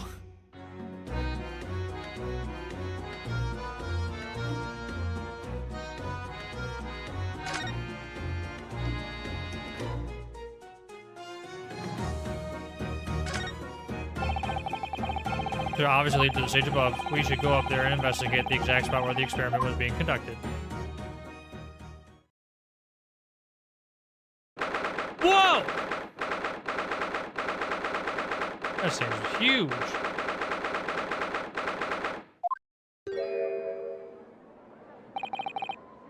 So that's it. The machine that blew up. Ooh, must have been a magnificent explosion, but I've seen my fair share. You've seen things like this before, you mean? Of course, Shirley's always doing experiments that end in a bang. In fact, in his own words, explosions are the very essence of chemistry. That might explain the smell of burning that frequently comes wafting up the stairs. One time he made something that exploded with such force, it took the roof off the building. Wish you'd been there to see it, Runo. It's hard to get too excited about that, given that I now live in the roof. Well, anyway, that's enough about that. Time to investigate. Hey, look, Inspector Gregson's over there. What's up, Keeper? Seems to be in deep thought about something while I'll eyeing up the machine carefully. Really? He just looks confused at me.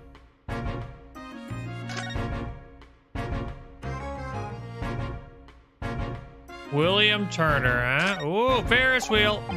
Well, what is that gigantic thing over there? It looks like an enormous water wheel.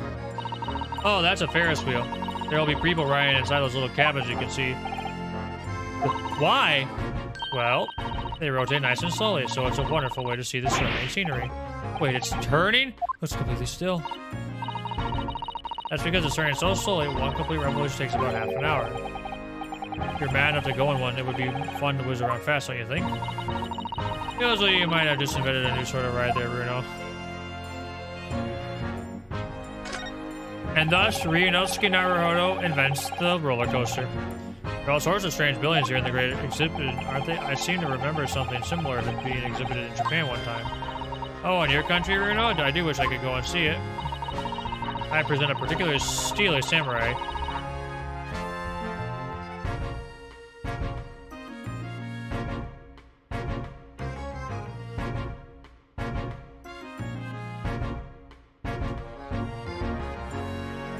Nice. Nice Easter egg. For the president, what Hurley stories I'd written, especially. See if I could get Hurley into a jam at some Bartistu Master Ninjas. You might not find as many of those sorts of people around as you think. Oh, well, that's dull. Oh, but I do know a prosecutor with a Cone Mage top note I could introduce you to. A Cone Mage? Really? Do you think I could have my picture taken with him? Do you? Assuming he's recovered from the trim Kazuma gave him a year ago, yes.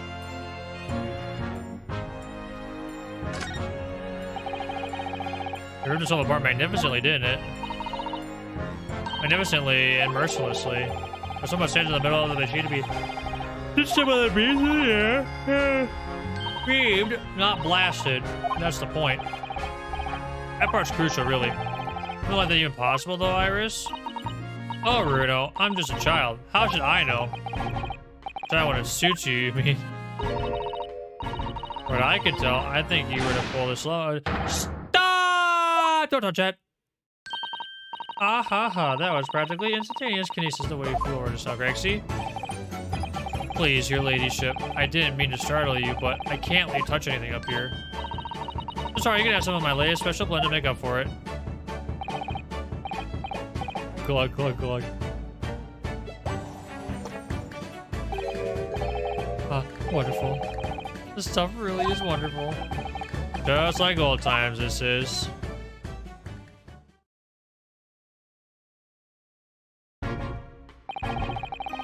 We're representing Professor Hairbrain in court tomorrow, Inspector. You should be allowed to examine the scene. Listen, Sunshine, even I'm not allowed to touch anything up here. That blast is special dispensation for scientific equipment I had to blame. It's driving me potty. Oh yeah, it's a special dispensation. The professor mentioned that too. More red tape's all we need. I don't know what the government thinks is playing at sometimes. But we're allowed to just look, aren't we? Ding? Oh, that's alright, isn't it, Gregsy? Of course, your ladyship. Anything you say, your ladyship, but please don't get your dainty hands dirty, will you? Stamp, don't worry. He wouldn't dream of touching anything, would we, Bruno? He really knows how to get what she wants.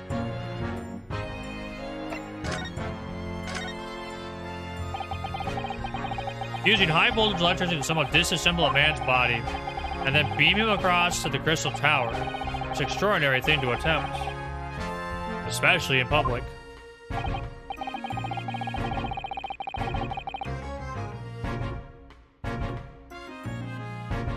It was by far the most unusual of the experiments planned at the exhibition.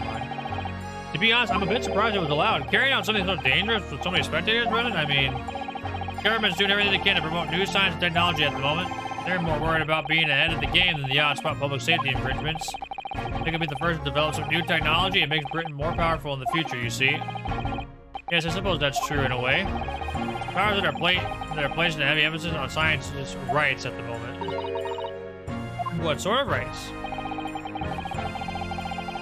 They're making it so that any theories the brains have remain their legal property, as it were, right through developing it into a practical idea and even getting into production. Which is the infuriating reason those Congress are allowed to touch this crime scene, because the new high fault and special dispensation for Scientific Equipment Act forbids it. Ah, I see now.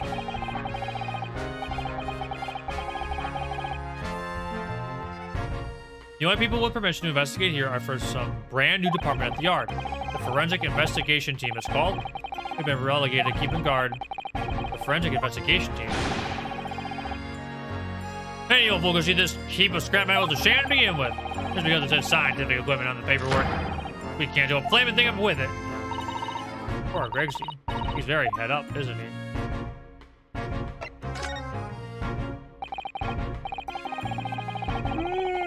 Remind me again. What does new illegal act that means you're not allowed to touch the scene here? Are you having me add Sunshine? It's a special dispensation for Scientific Equipment Act. Yes, I think Hurley mentioned that recently, with a real twinkle in his eye, as I remember. I'm sure he did, your ladyship. I'm sure he did. Fast, especially for this great exhibition it was. All scientists have to do is present their ideas or inventions, some suits in the civil service, and if it gets represented, there's a guarantee of right to maintain their invention's confidentiality. What does that really mean? Think about it. Think of all the world-changing new inventions on display every day at this exhibition. Although good having them are a load of cobblers, if you ask me, put forward by shamers like yourself. Thanks. I love how absurd some of the inventions here are. It's also fun. It'll be fun to you, but a member of the force has to be present in every single demonstration. Can you imagine, eh? Hang science, that's what I say. Wow. Oh, I don't think so. That sounds like my dream job. It should think otherwise. I just spend a day guarding all these shammers, bogus contraptions. They're all bogus. How can anyone help to demonstrate that there'd be no point? Yeah, well, there is a point, sadly. Sorry. Thanks to another of our government's bright ideas, any theory or invention is deemed to show potential. The government hands all out a research grant. They just get funding? Exactly, and that's what they're all after. All these shammers coming from far away to clog up Hyde Park. That's to keep them all safe, eh? Who has to smile politely and welcome them? Us coppers, that's who. You see why I say it now, can't you? Hang science, hang it! Oh, maybe I can see your point.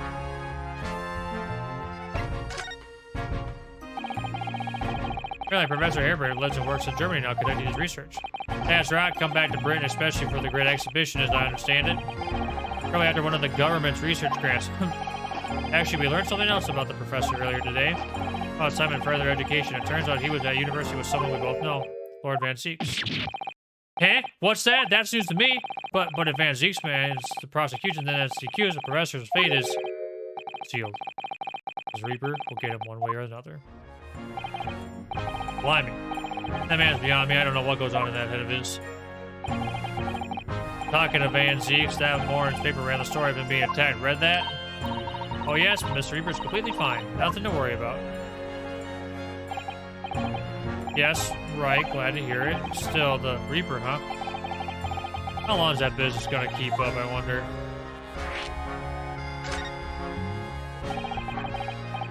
Victim of this case, the investor, Mr. Osmond, is another of the Reaper's victims, or so I heard. Lord Barry Van Zieks is a top-class prosecutor, but even he can't always push the right verdict through. Sometimes justice can't win. Yes, I've heard about jurors being bribed, evidence being falsified, and that's how the notion of the Reaper and the Bailey came about, isn't it? Obviously, Scotland Yard suspected Van Zieks initially. We all assumed he was taking matters into his own hands if he failed to seal the deal in court. Well, the man himself denies the charge. Well, we've done a very thorough investigation. The conclusion we reached? That Lord Van Zieks is in no way related to the deaths of those people outside the courtroom. There's no question in my mind. I'd stake my reputation on it, I would. If that's true, then how do you explain it? All those defendants could just have coincidentally died if nobody killed them. I know that, but I can't explain it. It's a mystery after all, isn't it? That's the whole point of the Reaper. Professor Harebrant mentioned something else.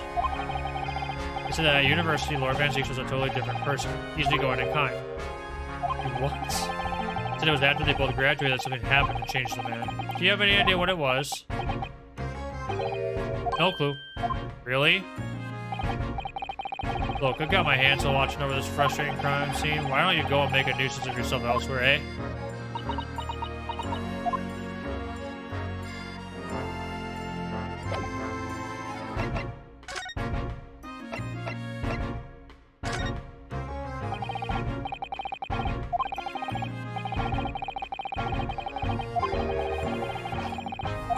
Rip.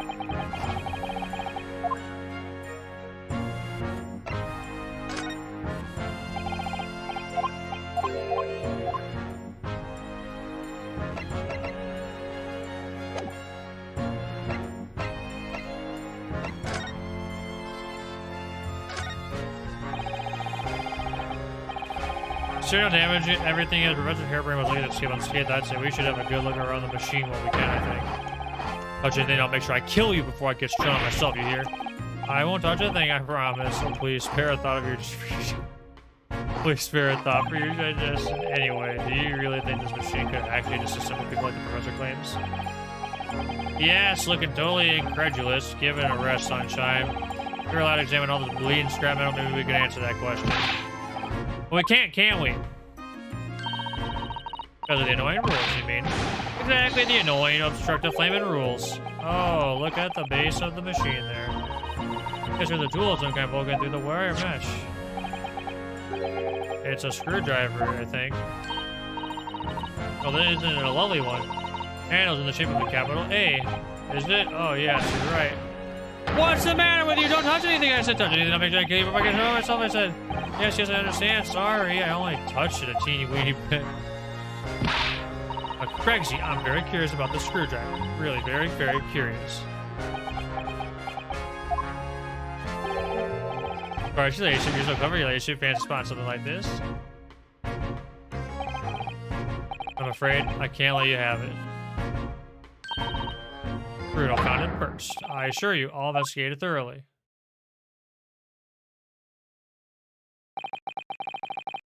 Gone off with it. That was very mean, I'm afraid. I think Grexy's going to make a very clumsy and embarrassing mistake in next month's installment now. Poor Grexy. Dang, that's...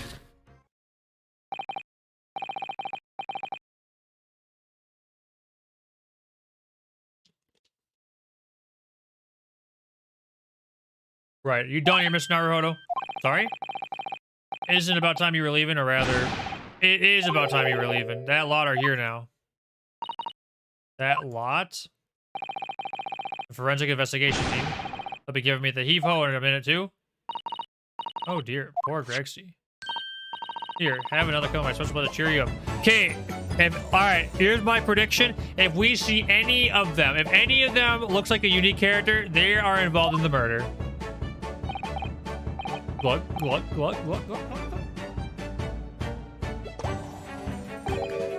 Ah, that hit the spot. Yep, hits it every time. Well, at least I've seen the scene with my own eyes. Looks like this is as far as we're going to get with our investigations here, at least. I've been thinking. Really, my nose having money here. But what? About Mr. Reaper. Oh, what happened to Lord Van Zeeks, do you mean? Why? Are we going to solve the mystery of the Reaper or the Bailey? Because it sounds like something very significant occurred here. Or very significant occurred after he graduated from university. Something completely changed his life. Hey, but I have no idea where to find Mr. Jones at the moment. He's in the middle of some big case, isn't he? Here, this is what you need. What's this? Kind of entrance ticket? Madame Tuspells? This means something to me? You don't know it? It's the most popular attraction in London at the moment. Very close to Baker Street, actually. You can go into it if you like. No, we don't have time for visiting attractions today, Iris. We have a big trial tomorrow. That's where Hurley is. What? At this popular London attraction? Yes. How is it that you know where he is? Hurley told me, but he told me to keep it a secret from you, Bruno. Madame Tuspells. I don't see how it could be related to the case we're investigating here, but then stranger things have happened. And when they happen, Mr. Sholmes is usually at the heart of them.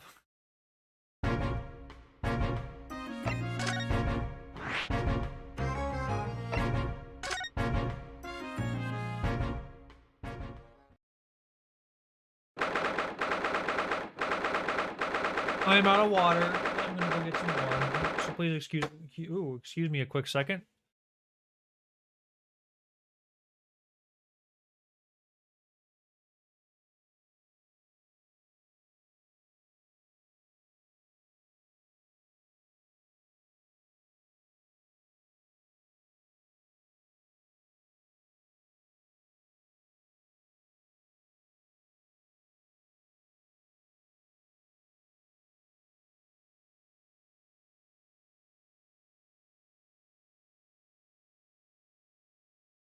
Oh yeah, hydration.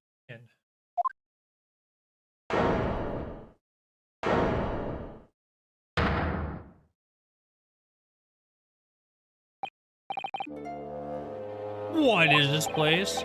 Look at all these terrifying scenes. Why are all the people so still? Guillotines, ruthless murderers? I know what I'll be dreaming about tonight. Oh my gosh. They're all wax models. They're all amazingly realistic, aren't they? What do you think, Bruno? Shocked? Wax models? Ah! I read about dead bodies in wax once in a magazine about strange phenomena. Depending on how corpses are kept after death, parts of them get turned to wax. Apparently, it's called an adipsary. Stop talking about creepy things like that, Bruno. You're scaring me. Anyway, adipsary doesn't form early, you know. It's a very... Ah! What now? I've just remembered something else I read in another magazine about strange phenomena. There was an old lady, maybe a witch, who used to pour molten wax over corpses and put them on display. None of these depictions here are real. Oh, entirely man-made replicas. It can't be. You really expect me to believe that? Just look at them. Oh. No way anybody can make models of people that are this realistic. And they're all such gruesome scenes. Wait. What is it? Oh, no. I must be seeing things.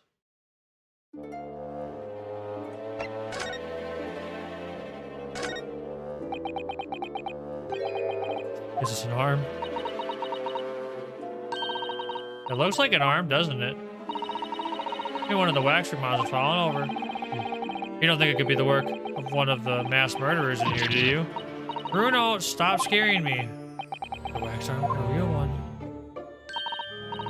Come on, you're always pointing that finger of yourself in court. Poke that arm down and see how it feels. Objection. Big heavy curtains in the very prominent position, isn't it? I have a nasty feeling there's going to be something truly terrifying behind it. Oh yes, that's the famous Tussville special exhibit. It's one of England's most notorious killers. Do you want to pay the extra fee and have a look? Pay more money to be even more terrified? Oh, let me think about that for a moment. Only a suggestion.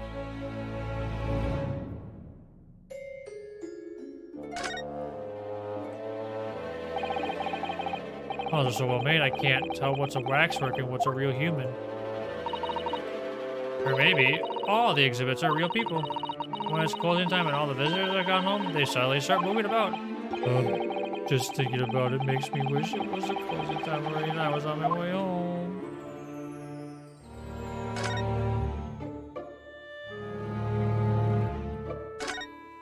Step ladder! Oh, that's a funny place for a little ladder.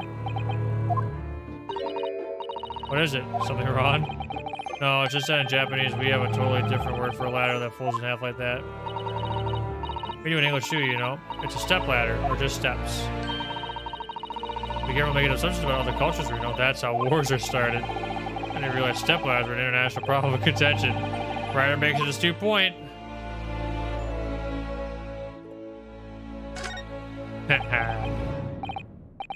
Is this an example of Western Sujigiri? I don't know what that is. You know when an unscrupulous samurai randomly attacks a passerby to test his sword? I still don't know, no. Actually, a waxwork samurai would probably be hugely popular. Could you model it, do you think, Bruno? Being that Sujigiri thing I mentioned? Well, I do have a sword, but I have no intention of testing how sharp it is on a human subject, for now at least.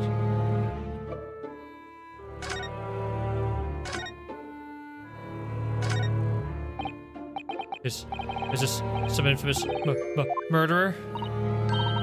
Yeah, it's called Jane the Ripper. All our victims were young women. I knew it. You could tell by the way she's holding the knife. Sure, it's a murderer. Oh, yes. Ah! What's the matter, Bruno? I worked it out. I know what she's doing. She's trying to fill that bathtub with blood so she can have a soak in her victim's gore. Not according to the information about the exhibit on the little board here. Mention anything about the bathtub. Really? Sorry, I don't think it's significant. I still think it has to be there for a reason.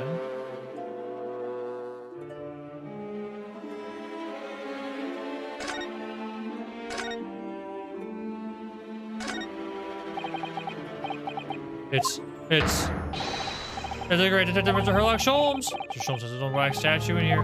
Really? He moved. Well, he is world famous after all. It's an uncanny resemblance, isn't it? It makes my skin crawl to look at it. I know. Look, Bruno, you can kick this early. Doesn't move a muscle. Can't go around kicking the exhibit's Iris. Wait. It's just moving, I'm sure. It's not just a little bit either.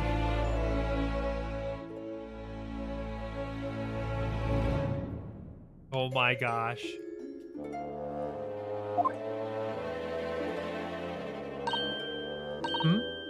Really? Did it? And look closely. There are beads of sweat on the face of this waxwork model.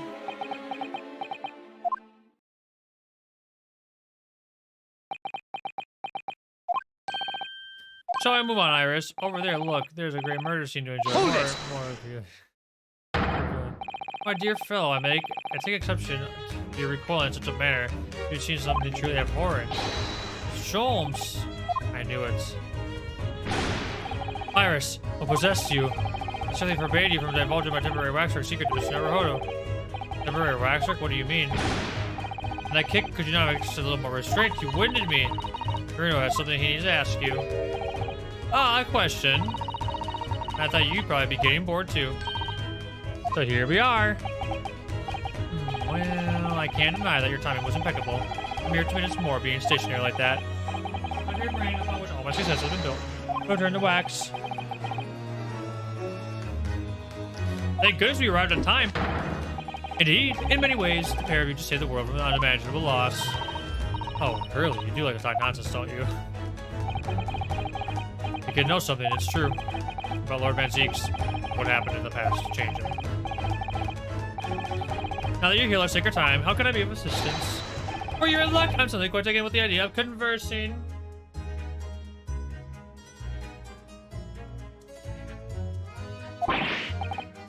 Oh, well, actually, I'm in quite a hurry. If my eyes don't deceive me, I believe something is afoot within the walls of this museum. Most fascinating case, if I'm not mistaken. Really? Moreover, I have a strong suspicion that it is related to the matter about which you've come to me now. But how could it be? We shall speak again presently, my dear fellow. But for now, I must return to my work. Back to being a temporary waxwork exhibit?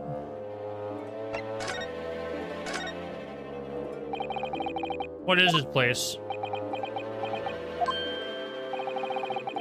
Madame Tussauds came to London from France 2 years ago, I understand. Since she opened this little waxwork museum last year, it's enjoyed a great popularity in London. There are museums like this in Japan too, but these displays are something else.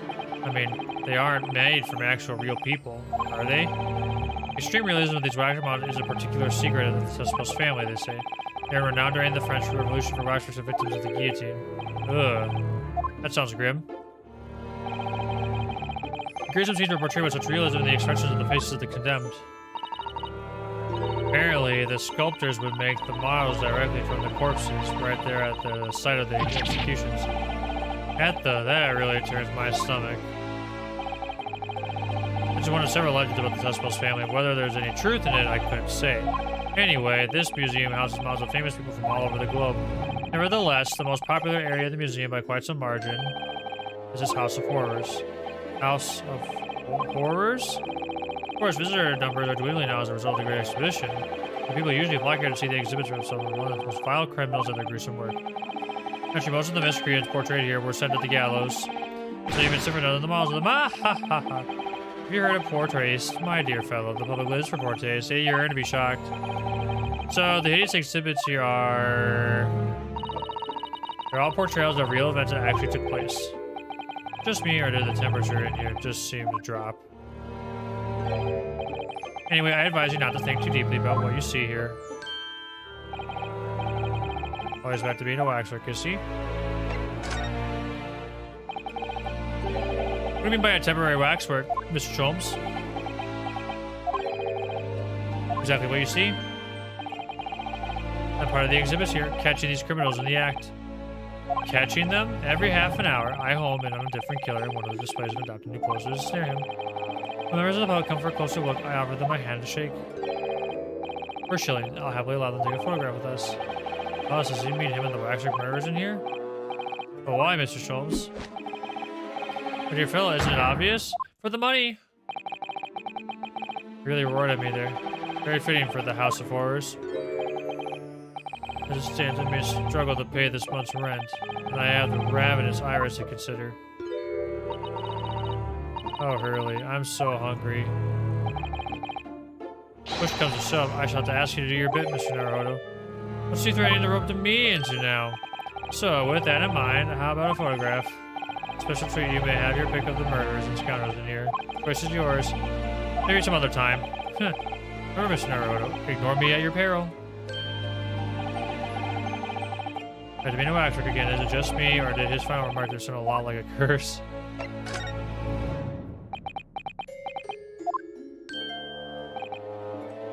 Well, what does he like to ask me then? Actually, it's about Lord Van Zeeks. Ah, our friend Mr. Reaper. How did you find him? Well, I trust.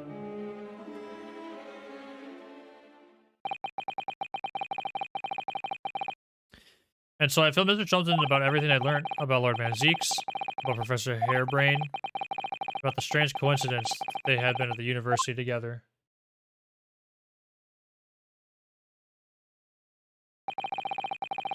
I'm wondering what it was that happened to make Lord Van Zeeks such a different person. I'm sure that you know, Hurley. There was something going on here in this exhibit hall before. That something was afoot. You believed it was related to what I wanted to ask you about. Mr. Sholmes? Suddenly clammed up. Well, it seems you reached the unavoidable. Greetings. Oh, hello. Where'd she appear from? What's she wearing? Does she look any more mysterious? I hope you are appreciating my museum. Sorry, have we...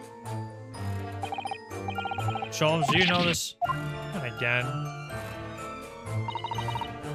My apologies. I am Esmeralda Tuspells. This is my museum of waxwork.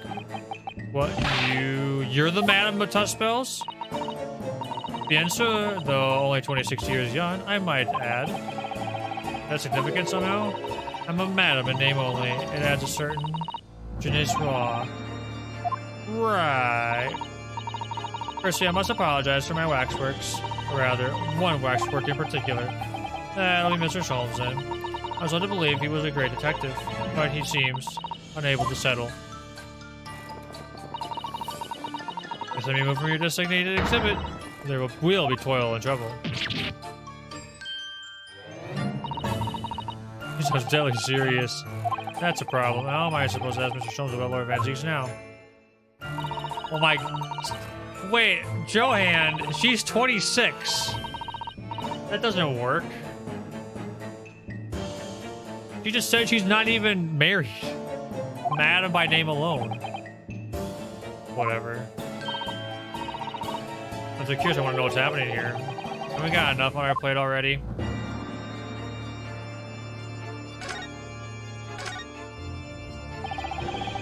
Did you make all these waxworks, Madam Tuspells?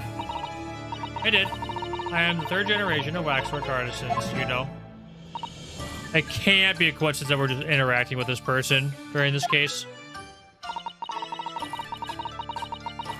It was my grandmother who began the tradition in my family.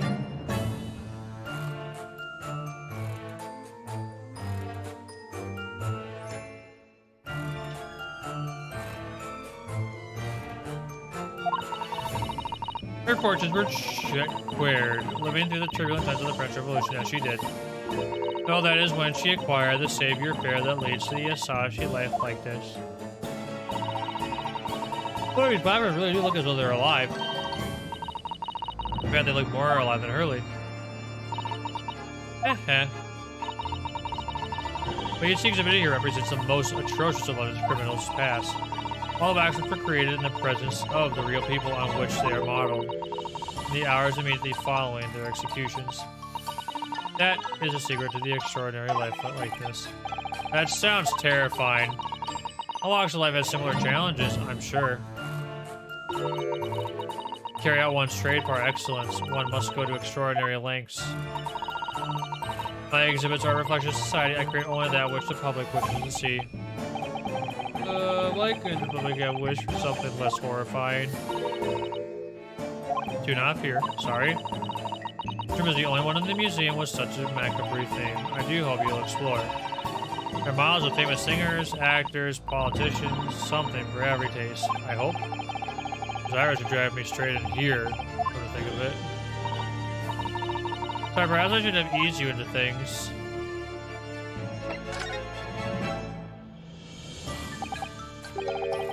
What's the situation with that? My temporary waxwork model? He approached me some days ago, you see, with a business proposal. Oh, what sort of proposal? My dear madam, what these Paras exhibits need is the addition of the world famous Great Detective. Her words to that effect? Huh. Naturally, I am well aware that Mr. Jones is widely known in London as a talented detective. Great detective, actually, is very specific about it. Yes, a cream de la cream. So I was keen to come to some arrangement with him, of course. Sadly, we were unable to agree terms. Let me guess. Someone wanted to charge an exorbitant price for his services.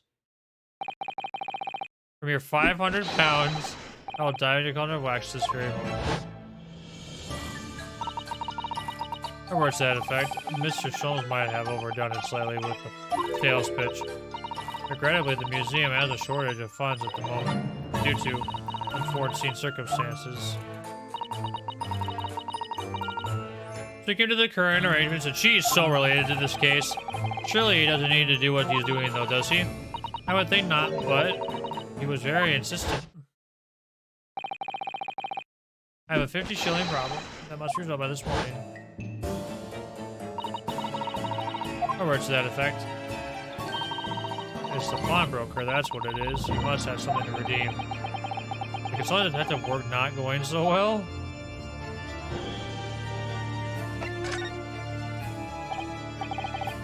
I wonder, could I ask you something? Gensa? I'm just curious. Is anything going on in the museum at the moment? Some kind of incident, perhaps? Whoever suggested such a thing to you? Oh, well, it was... a temporary waxwork over there, no, who mentioned to me a little... Oh, he disappeared. Wax model is a work of art, not some tawdry object for trade. There you are. Maybe the exhibit again when you should be working. You wish to be melted down. My dear madam, Tuspo save your reprimands. There are more pressing concerns. We'll ask away. It's our ideas about your current problem we must throw into the melting pot instead. Firstly, I would advise you not to involve the police. Why ever not? Just turn as white as a sheet. Because you have at your disposal a great detective, whose services you may employ for a mere 50 shillings. Though please be aware that I prefer no, I insist upon payment in advance. Very well. Let us see if the great detective is able to live up to his name, shall we? Before engaged by an analytical process, I must ask you to clarify something. What prey is behind the curtain? That is a Tuspo special exhibit. There is an extra charge to see it. The special exhibit in the House of Horrors. It must depict a special killer then, I presume? Would you be so kind as to draw back the curtain, I wonder?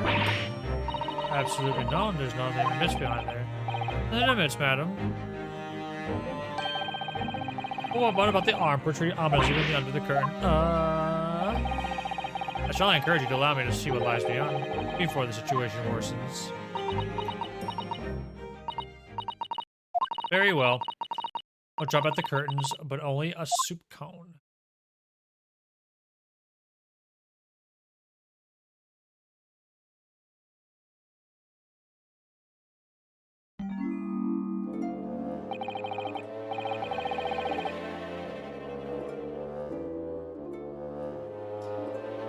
I must confess I peeked behind the curtain earlier. This was especially in a very bleak graveyard scene, number 139.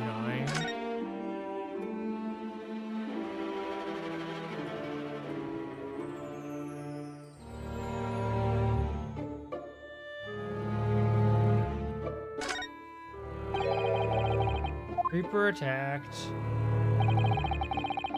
The Kingsman, the criminal, will generally managing to escape conviction of the Reaper's trials. This isn't the first of their henchmen to try to attack Lord Van seeks to resolve by the sound of it.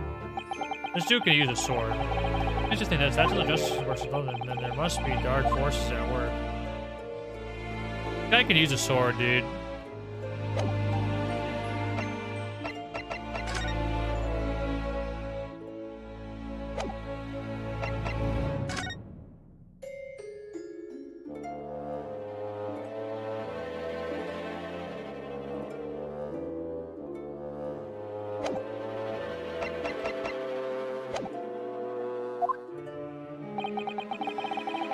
139, and yet somehow, surprisingly, the Waxwork killer on Blue Expect is nowhere to be seen. What does strike one, however, is a poorly gentleman lying peacefully on his back on the floor.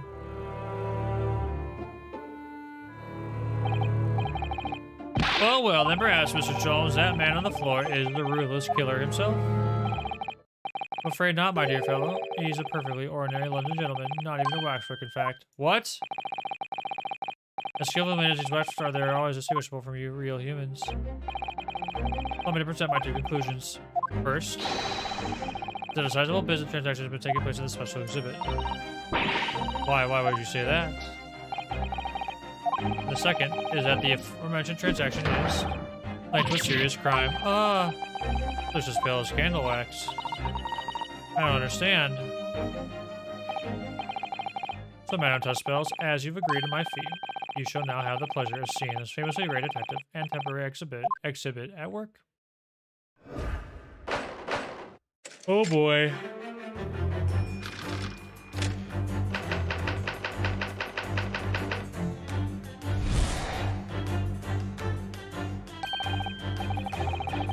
To begin with, we must ask ourselves what exactly is afoot here in this museum. The answer is revealed with the bundle of banknotes protruding from your bag. Estimation sum £200. That is all my own money. This is large sum of money reveal. Not as much as the involuntary glance cast, which you have tells. The spells. Yes, the answer lies where your eyes fall now. The significance of £200 is revealed by that public notice. Waxwork for sale. Well, your business has hit hard times, it would seem. In short, you sold the infamous killer, the centerpiece of your special exhibit for the £200. No. Now, let's explore the next curiosity with which we are presented. Where's a poor gentleman stretched up so peacefully on the floor? I fear that the man has suffered a severe shock, cause of which is clearly known to you. Fortunately, madam, even secrets does not appear to be your forte. What dealt the man such a shocking blow was, of course, £200. It would appear that you twisted the gentleman around your little fingers most effectively. What are you suggesting? You're actually agreed to purchase the expert for the sum of £200. And when he came to the hand of the money over, did it occur to him what extraordinary that he was paying? The money was no longer in his hands. The result of the scene we see before us, he collapsed in shock. Yes, the killer in the special exhibit fetched this killer. Something I missed it. You know, I pray that the gentleman's dreams do not plague with regret.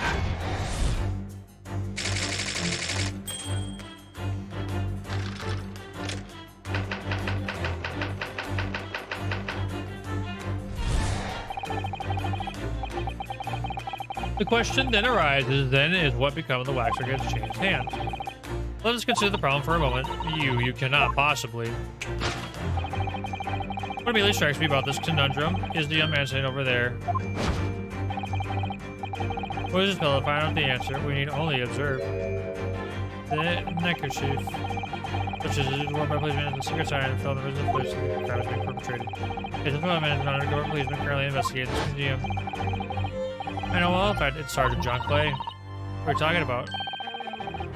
And Square Celebrity. He received triple accolades at the last year's police awards. I was wondering why this guy and this guy look different from the other ones. But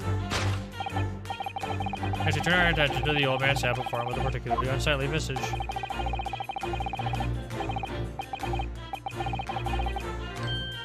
I've been watching closely as you have the mood of Muslim as you were waxwork. But you actually only confirms your suspicions, madam. I noticed it at once, of course. Observe. Telltale sign that proves whether or not this woman is a waxwork. The price tag. Fruit pens are large. Fruit pens are incredibly low price, you might say, though perhaps the going rate for aging waxwork to critical cracks. I think that dude's just asleep. He's sold it to the pouty gentleman for an exorbitant £200. The plucky behavior that's sure to attract the attention of Scotland Yard. Isn't that so, madam? I do not. Yeah, so that's Ricky Children's already been seized by the police and remains under custody as we speak. The man must be reunited with the grave in the special exhibit and animal.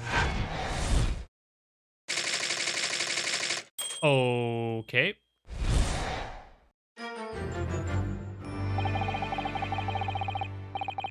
Thus concludes Sherlock Holmes' great deduction of this horrifying puzzle.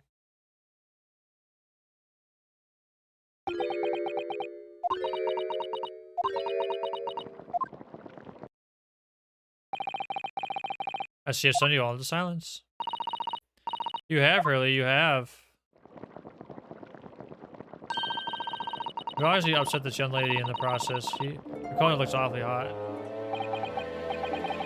If I could just bring up one point, Mr. Sholmes. Ah, the notorious Naruto is 1 point. I'm all ears, my dear fellow. For your deduction, then the special exhibit features this old policeman. So, that would mean that he's a particularly ruthless murderer, wouldn't it?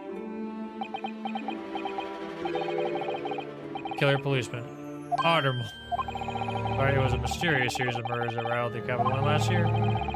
Police rushed to the scene every time only to find the culprit had disappeared into the ether. It turns out the culprit was the policeman himself, a senior officer by the name of Ottermore. So you mean that's who the innocent-looking old man there is supposed to be? Indeed, it is a particularly grim face, is it not? Unforgettable, in fact, he has. I remember that odious countenance only too well.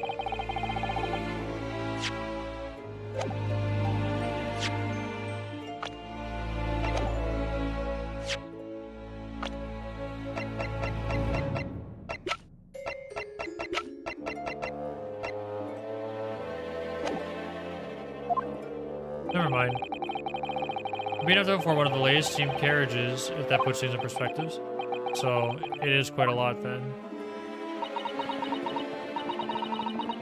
Anything else you wish to add? Before I melt you down?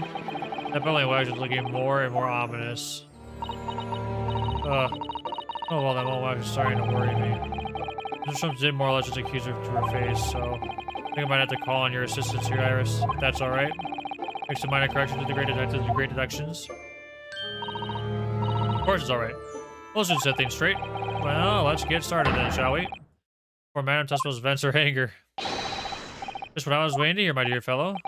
So, Madame Dressspells, in accordance with our agreement, I now have the pleasure of seeing this famously great detective and temporary exhibit at work.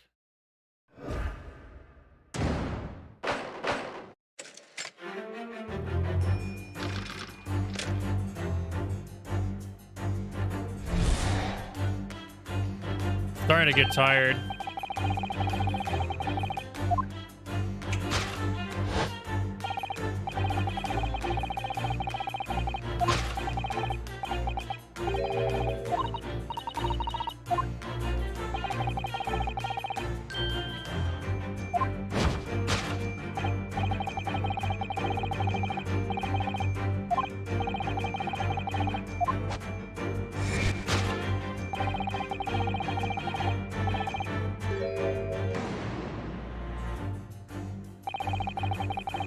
If you haven't looked at this direction, it's true, but I'm not sure she'd sell her waxworks even for 200 pounds.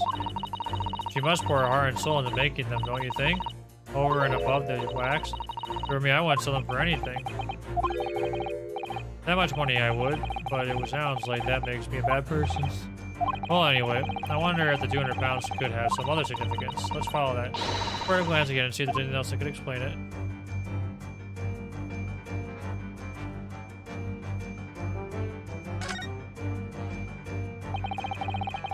His wondrous gentleman is alive after all. Just not alive and kicking. He's not a waxworker or a model of mass murderer. I'm not trying to pay 200 pounds for him. I don't think the man's up for sale.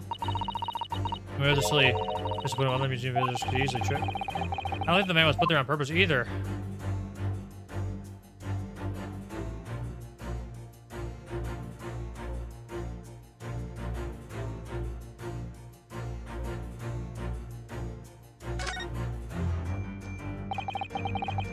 Waxwork for sale. Would anyone really buy miles from mass murderers? I think I'd rather have 200 pounds in my pocket. Exactly, you could buy one of those brand new types of steam carriages. That's what I'd spend on it if I had it, no question. Why buy all the herbs in the world? There must be another explanation for the money. We need to keep looking.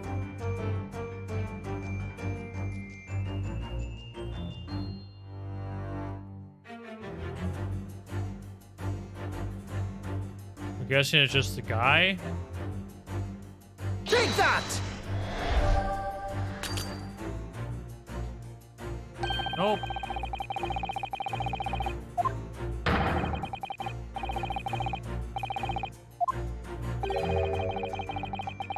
Oof.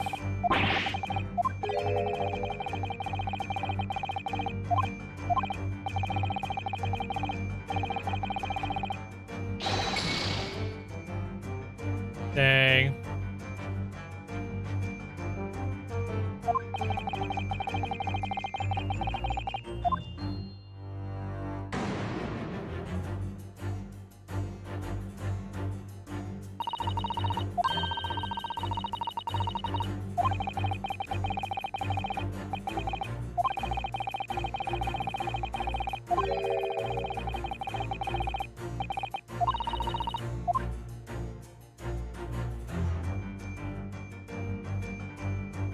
Oh my gosh, I forgot I can...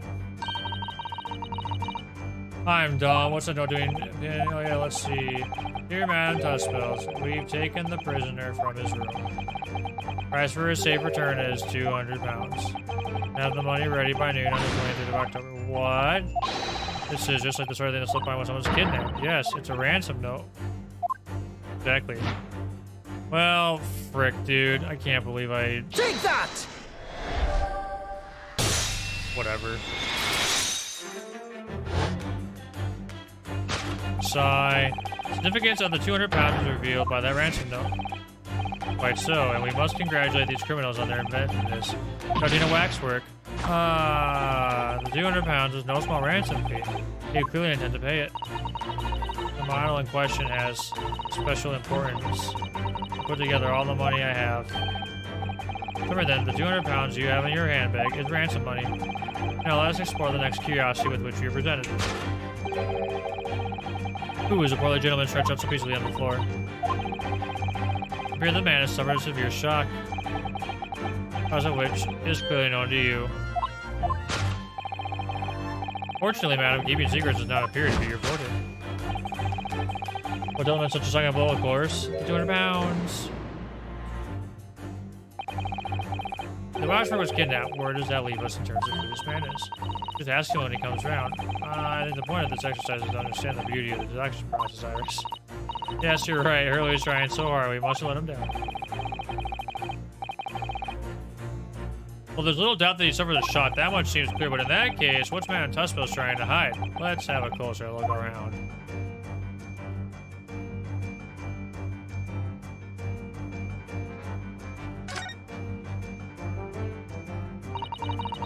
This is Madam Tussbill's right hand, isn't it?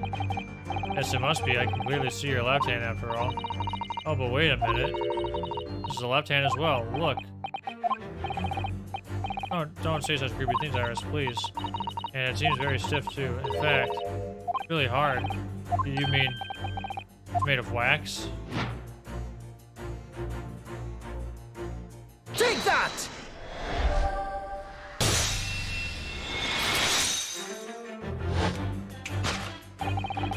Well, don't the man such a shocking blow with, of course. The Waxwork hand. Indeed, with a solid Waxwork limb, one could deliver us a very substantial blow. How could you? And returning from the bottom of your cape. It ought to be your right hand, but closer precisely reveals that it's a left hand. And somewhat masculine as well. In other words, it does not belong to you, madam. It's the hand of a Waxwork model. Gah! Wow!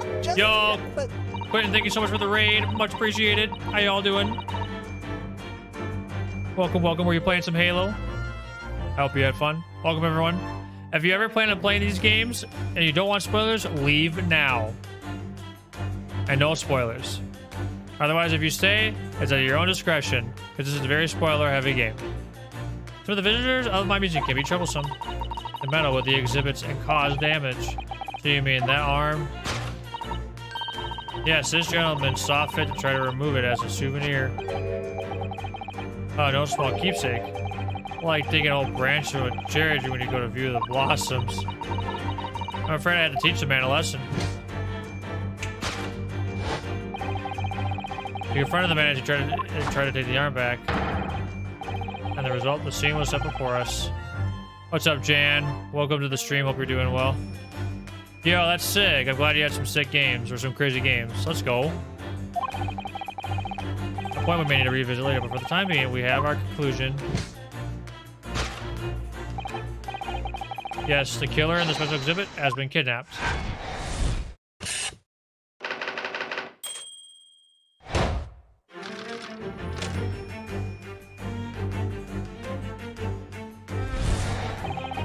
Alright, that sounds good. Please feel free to DM it to me.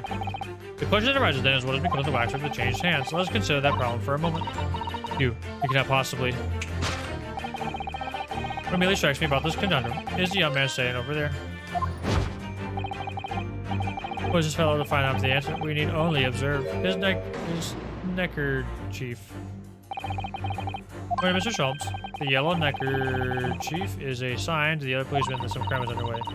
While communicating with his colleagues without revealing his identity, yes? Secret that closely guarded by Scotland Yard. That Mr. Schultz didn't hesitate to give away. While uncovering secrets isn't any true detective's nature, of course. Right, anyway, judging from Madame Tuswell's reaction to Mr. Schultz's abduction, perhaps we might not have identified the man correctly.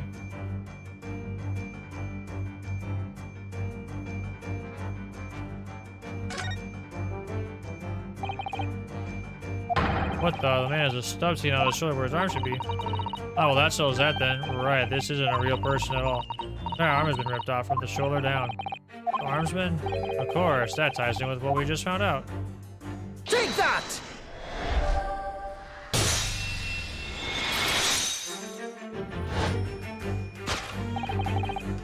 Who is this fellow? To find out the answer, we need only to observe the shoulder stub. No such boldness human walks this earth. Of that, I can assure you. In other words, the man standing here, the young Sergeant John Clay, is in fact, defying all odds, a waxwork model. As you remember, it was you who proved that he was a real person in the first place, Mr. Schultz. He's become quite a celebrity in London, being the winner of no less than 3 policing rewards last year. Simply had to make a model of the man. Naturally, what other explanation could there be? It was a detective's arm that was pulled off by the man on the floor in the special exhibit, wasn't it? As we turn our attention to the old man sat before it with his particularly unsightly visage. And watching closely, and he hasn't moved a muscle. Almost, in fact, as if he were waxwork. But your reaction only confirms my suspicions, madam. I noticed at once, of course, observe. Oh, I don't have to reread what I've already read, I guess.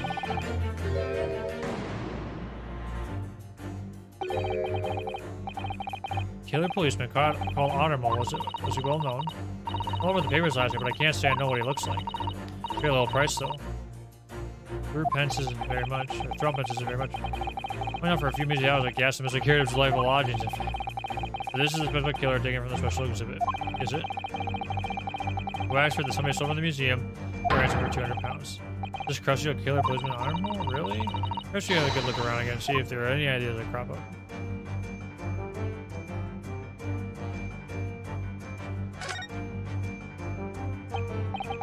Look at this.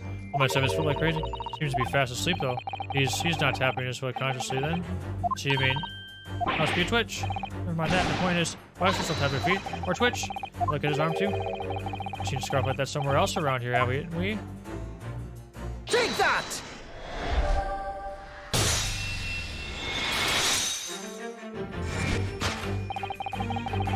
Doesn't sound that instant proves whether or not this old man is wax or not. It's an obvious switch. The most realistic way for tonight to be a twitch. In other words, the old man is in fact a genuine member of Scotland Yard. Slight shift in your choice of adjectives then. There you have it. Well, Madam Tuswell, I got it, Quinn. I'll watch you later. Well, what? It was me who contacted the police and demanded that someone come in the first place. He is clearly fatigued. He is sound asleep. And then what's this tag about showing a price of 3 pence? Not the price of the muffler, which was an old Bobby purchased recently at the local market. I presume he observed the scarf tied around his arm. Does that not strike you, Mr. Neverhodo? Yes, the secret sign used by detectives will show that some criminal activity is currently underway. Of course, because, as you know, there's been just such a criminal activity happening here. As you introduced from the very beginning, Detective. But it seemed that we finally arrived at the truth.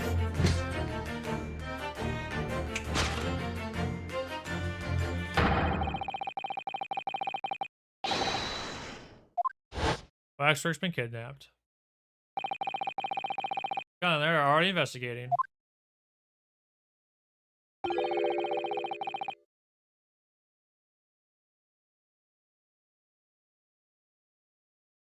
But the model's whereabouts remain a mystery. This concludes Hilarious Sholmes' great deduction of this horrifying puzzle.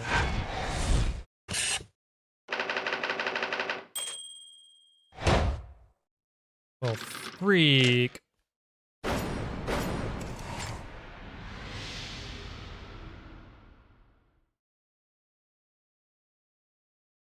Crazy. All sorts of people visit my museum here. Men, women, young, and old. Sometimes they drop in just for a short time on their way back from the pub. I welcome them all. If anyone tries to damage my exhibits, I do not take it lightly. Anyway.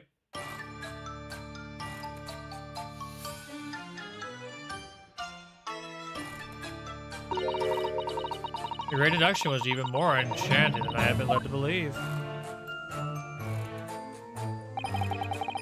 It was a pleasure, my dear madam. I'm gratified that you enjoyed the spectacle. As for your rough customer, I have no doubt he'll regain consciousness shortly and return home. What concerns me more is the waxwork from the special display. It was indeed genuinely abducted.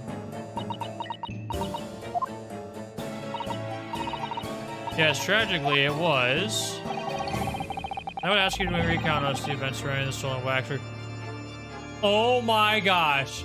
I swear, if this waxwork's name is Odie Osmond, I'm going to... As much detail as possible, if you please. Very well, but after I have told you what I know, I must insist that you return to your work.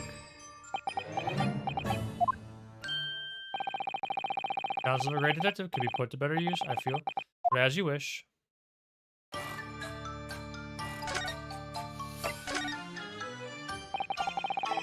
Tell us more about the stolen waxwork, please. It was some days ago now, when I came in here one morning, I immediately noticed that a waxwork was missing from the special exhibit here.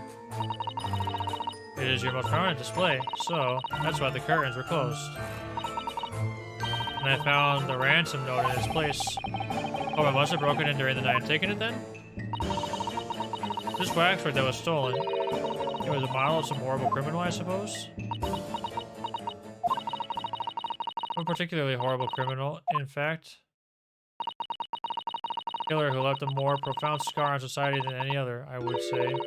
The Professor. No name I've heard of. Oh, Mr. Naruhodo, it seems the circle is complete. Sorry. The Professor case happened around the time I was born, didn't it? Indeed it did, Iris. 10 years ago, a series of murders that rocked the capital. 10 years ago?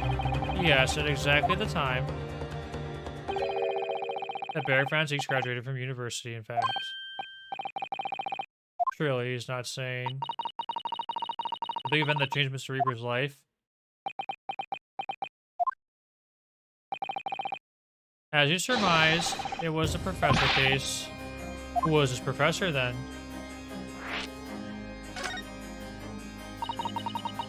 It was a series of gruesome murders that all had London gripped in terror a decade ago. After 5 victims were killed, the man was arrested and put to death. Now he's immortalized here in wax for all Londoners to admire and enjoy. Though, of course, he happens to be absent at present on account of the abduction. I don't understand. How is all this related to Lord Van Zieks? Let's first understand, my dear fellow, why it is that the Professor earned such infamy. Because who did the victims he chose, some of Whitehall's finest. What do you mean, Hurley? Those murdered by the Professor were some of the highest members of the British aristocracy. Some members of nobility, royalty. Sent shockwaves through the country's administration. Members of the... Wait, of course. Professor Harebrained said. Van Zieks is from a family with noble blood. Oh gosh. It was the 5th victim that led to the Professor's arrest. The last of the killer's prey was a young noble by the name of Flint Van Zieks. No, I don't believe it. Van Zieks? I'm sure you could piece together the rest for yourself. In the wake of his older brother's murder, the young Beric pursued a career as a prosecutor. Eventually became the Reaper we know today. I had no idea Lord Van Zieks had such a tragic past. Well, I'm afraid that's all I could say on the matter, for the time being at least. After all, I have work to do. As a waxwork exhibit.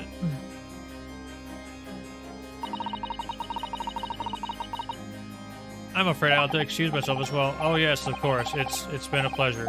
Thank you.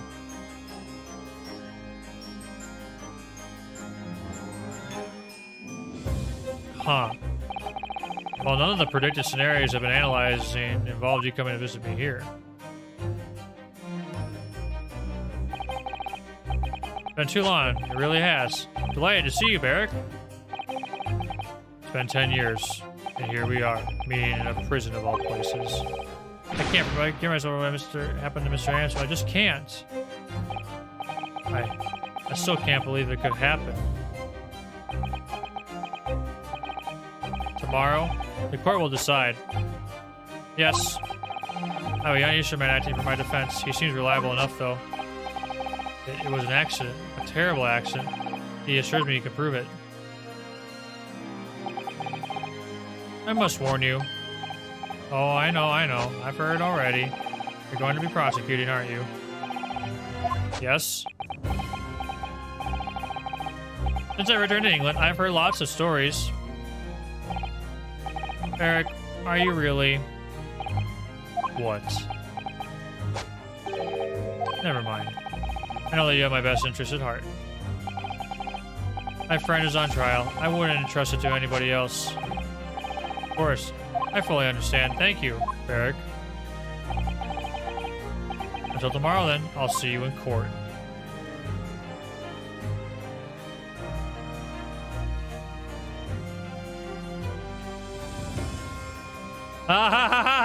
Johan.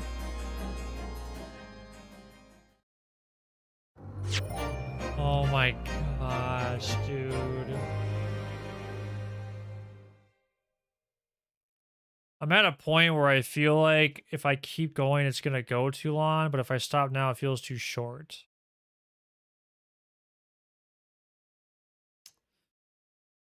Well, I am going on vacation. I suppose I can go for a little bit longer, and if I have to end early, I have to end early.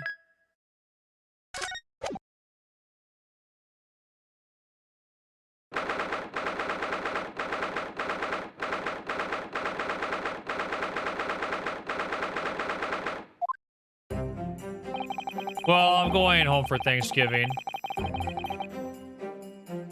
I can't believe it's been 6 weeks since I was 6 months since I was last allowed to work in court. And now here I am back at the Old Bailey. Ah, Mr. Naruhodo. Good morning, Professor Harebrained. Hi, I don't understand. Doesn't make any sense. The atmospheric pressure in here is off the charts. I've never felt anything like it. It's crushing me. I feel it every time I'm here, that gravity. Well, this is Britain's highest court. You are telling me it's fitted with some kind of device that can actually control air pressure? It's probably all in the mind. Ah, yes, well, you won't let me down, will you, Mr. Naruhodo? Count on you in today's trial. To save my life. Safe. The secret of my super high voltage in today's get this machine being made public? Yes, I understand. I know what I have to do. I just happened to the explosion 2 days ago was nothing more than an unfortunate accident.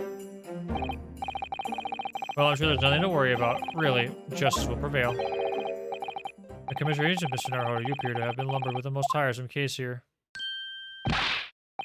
Mr. Sholmes, I expect to see you here. That was very mean, Bruno, leaving me alone at home with Hurley. It took me at least an hour to wake him. Is it... Are you... Herlock Sholmes? Indeed, sir. I am he. Herlock Sholmes. Oh, I've heard all about your exploits, even whilst living in Germany. Ah, yes, Rand's magazine is on sale in Germany, too. Some of the sublime introduction to the adventures of Silver Blazer are wonderful. Ah, yes, a memorable case indeed. It concerned a snake, I seem to recall. No, that was the Speckled Band. Well, thank you for coming. I do appreciate your support. Sorry to disappoint you, my dear fellow, but I'm afraid I can't stay. Oh? I have urgent business at Madame Tuspel's. You mean your waxwork job? No, the waxwork abduction, of course. Madame's engaged my services. Ah, so you're trying to get at the bottom of that ransom note, are you?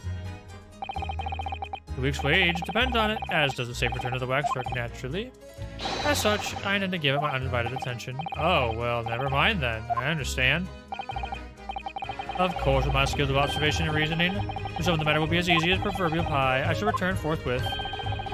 Or until I solve the case, I shall have no money to afford a pie of any description. Oh, you must absolutely give it your full attention early. Quiet time is quiet, but life is riddled with irony, you know. Whenever I give something my full attention, I have a quite insatiable desire for pie. One of the universe's intractable mysteries, you might say. Oh yes, quite definitely, absolutely. I totally understand. Someone a little starstruck. I wish you the very best of luck, Professor Harebrained. Oh, why, thank you. All right, depart, Mr. Naruto. A word in your ear, if you please. What's this about? As you're remarkably little grounded in science, I feel I ought to inform you. As completed as the super high voltage instantaneous kinesis hypothesis may be, practical implementation, such as was attempted by the Professor of the Great Exhibition, is quite impossible. The Professor said the demonstration was a success. Yes, it would appear that he fervently believes it was.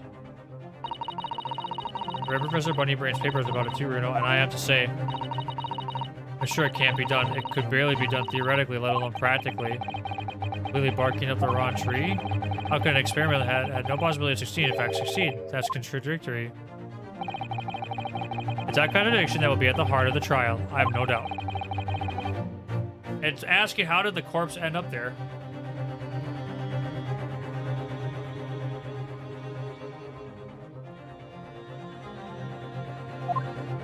Why did the corpse end up where it was supposed to end up? I must hurry along. I wish you the best of luck, my dear fellow. See you later, Hurley.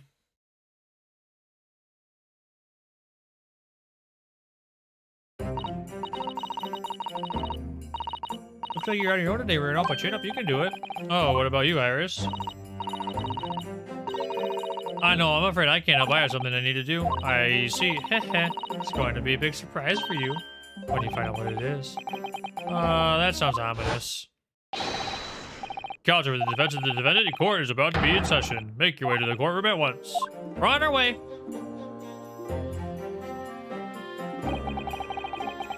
Experiment that the laws of science say can't possibly succeed, and a scientist who's convinced that it did?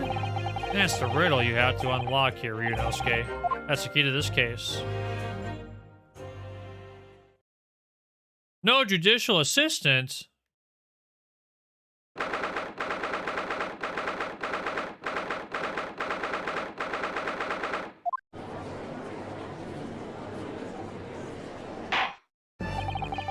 In the name of Her Majesty the Queen, I hereby declare the court to be in session.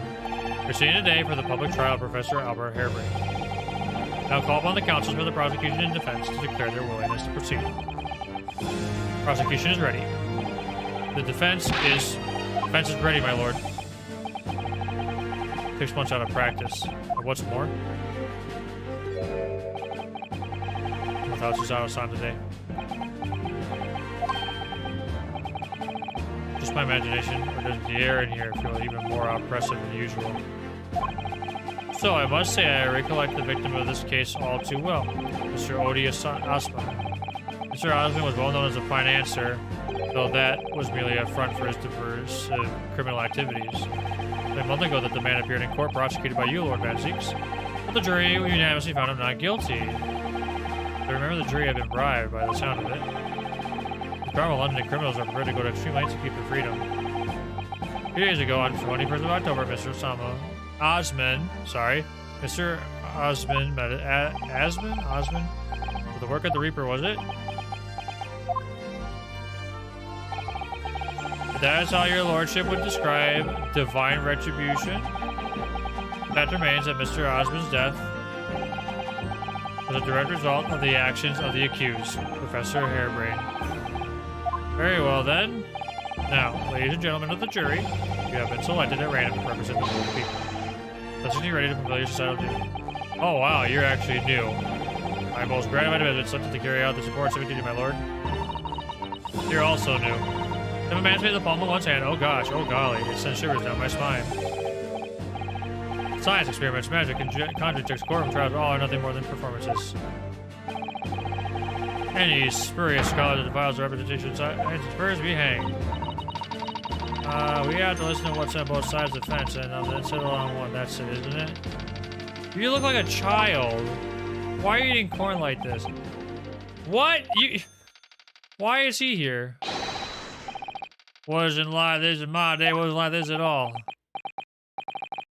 That's the police killer Autumn Hole lookalike again. As exhausted as ever, it seems. Now, as I'm sure you are all aware, the incident we are here to judge today tragically took place at the Great Exhibition shortly after its opening. The death toll could have been far worse. With the exception of the victim, no one was killed.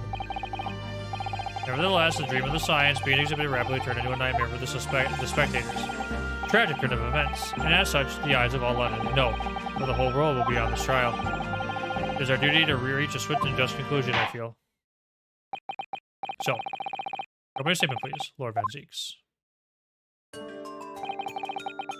At the heart of this incident is technology never before demonstrated anywhere in the world. One of science's latest developments, I take it. The government is keen to capitalize on the great exhibition of Rupert and technological advantage. The knowledge being demonstrated by the accused was described as super high voltage instantaneous kinesis. Good lord. It's designed to disassemble human subjects using extremely high voltage electricity and beam them instantly to another location where they are subsequently reassembled. Such a thing even within the realms of possibility? I don't believe it. That's for sure. So many people with electricity, my goodness, how shocking. The whole idea is absurd. The hypothesis would never stand up to scrutiny. Sure, I believe you are a fellow of the Royal Society, are you not? An expert in your field? I am, and my word of the matter could be considered final. Instantaneous kinesis is poppycock. Expert and Mr. Sholmes are in agreement. It's impossible. What is the prosecution's view of the matter? Prosecution would assert the accused's instantaneous kinesis demonstration was a success. What? What rot? Order, order. The professor's hypothesis is currently under investigation by the British government. If it is deemed to have merit, a substantial research grant would be made available. The accused made use of the invention built on his new hypothesis to take Mr. Osmond's life, in order to be the sole benefactor of the grants. But... This disastrous demonstration was no accident. It was carefully designed from the outset to end the life of the victim.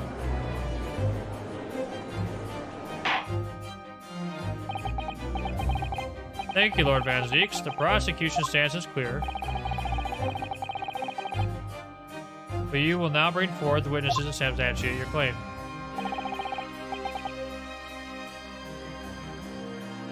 Gladly, my lord.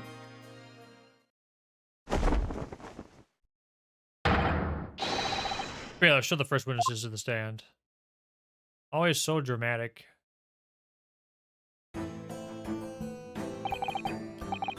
Witnesses, state your names and occupations for the court. Yes, sir.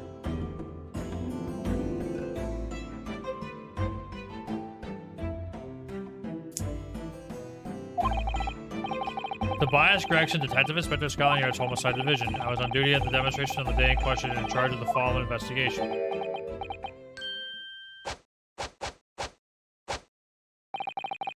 Albert Harebrain, scientist. You're born in England, but have been carrying out research in Germany in recent years, correct? Yes, that's right.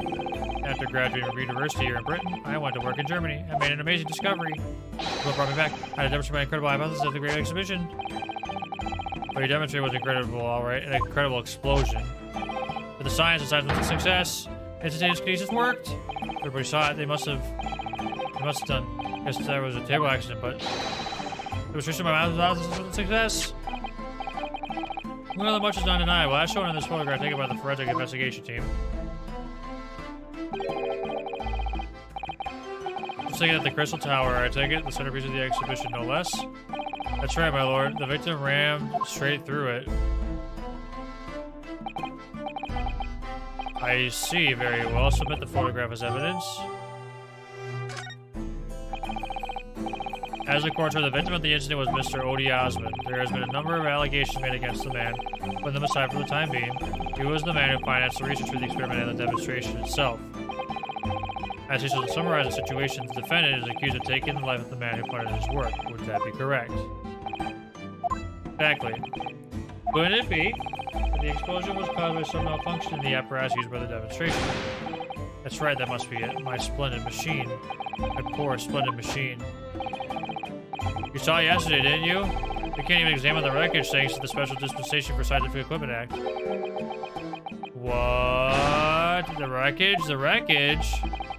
That being the case, how can the facts be established? How can it possibly be determined whether this was an accident or deliberate or malicious act? Should be simple, my lord. I beg your pardon. Isn't that right, witness? What? Sorry, me? No, your neighbor. Yes, sir, it was murder, plain and simple. Anyone could state that with complete certainty. What? Thank you, Inspector. I think we had better proceed to formal testimony. Explain to the court on what grounds you claim the experiment in the front of murder.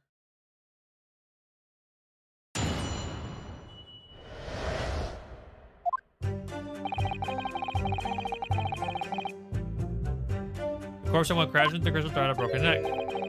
I made a minor miscalculation in the angle of the beam projector, that's all. That was my mistake. Post-mortem examination revealed another injury, a fatal wound. There's a lesion in this chest where he'd clearly been stabbed by something sharp right in the heart. The victim was killed before he went anywhere, and this fellow's the only one who could have done it.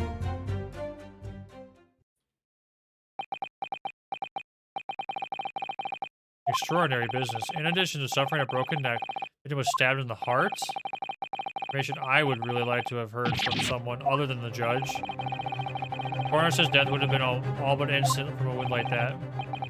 They say, in fact, the victim was killed twice by the accused.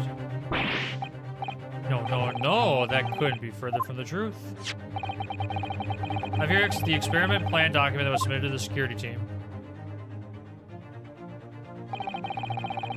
The victim stood himself inside something called the bird cage, ready to be beamed instantly.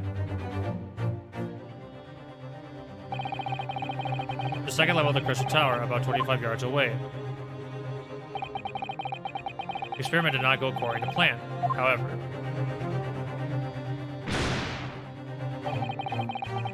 As the machine was put into operation, there was a large explosion. The blast caused the beam transmitter to point higher than it intended. Finally, the kinesis resulted in the bird cage materializing in midair. Where it subsequently fell, crashing through the glass of the Crystal Tower's large round window. My word, one assumes the victim's neck was broken upon impact with the tower then. I'm so sorry, I didn't mean for this to happen. The machine was just too powerful. Honestly, really, I swear, it was just an accident, a terrible accident. Fortunately, that excuse can't save you.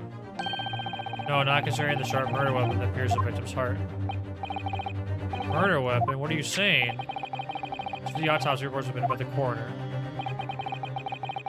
Prosecution would like it entered into the court record. The request is granted, counsel.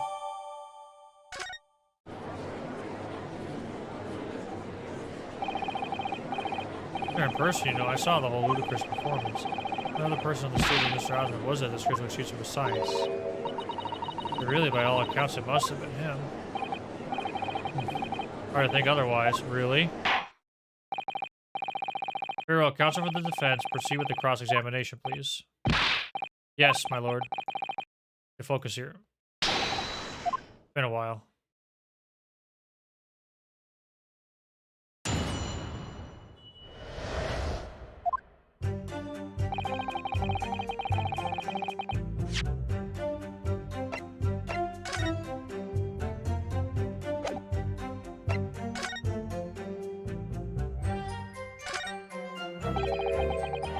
Looks like layers of thick canvas with a thick rubber lining of sorts. Never seen anything like it before. By Mr. Stone's methods, you might deduce it was part of a raincoat worn by someone who really, really didn't want to get wet. The charring must have occurred when the person was struck by lightning? Maybe not. A raincoat, huh?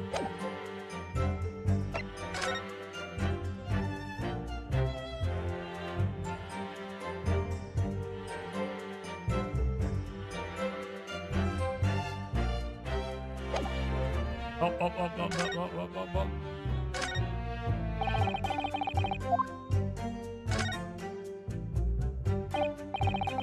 Ah, there's some sort of lever here.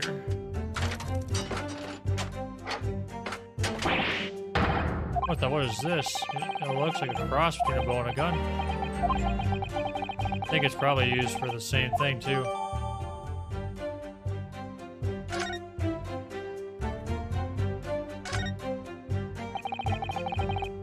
Wind us around in order to draw the bowstring back and create tension. Feel the fire arrows with a huge amount of force using this device. In fact, I'd imagine it's far more accurate and powerful than a Japanese longbow. Ugh. Really had no idea what I was picking up when I spotted this at the exhibition grounds.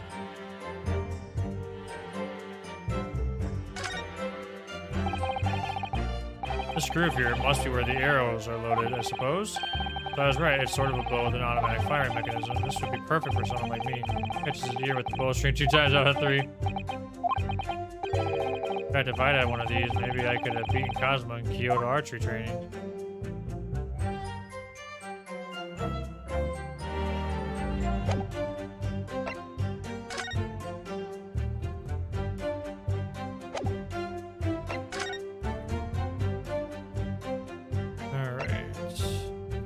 Caused a hemorrhage of a wound in the chest that pierced the heart, inflicted by a sharp implement. Broken vertebrae, most likely the result from impact from a sudden fall of considerable height. Hold it! Are you suggesting that's because he fell from a considerable height? Exactly, which highlights something else about this whole rum business. What's that? The fact that the instantaneous kinesis itself was a success. Ah. After the explosion, the cage with the fellow inside suddenly appeared out of nowhere in midair. The experiment entered in disaster. The so-called instantaneous kinesis did actually occur. Unless it was launched, remind us, Professor. What was the cause of the fatal disaster?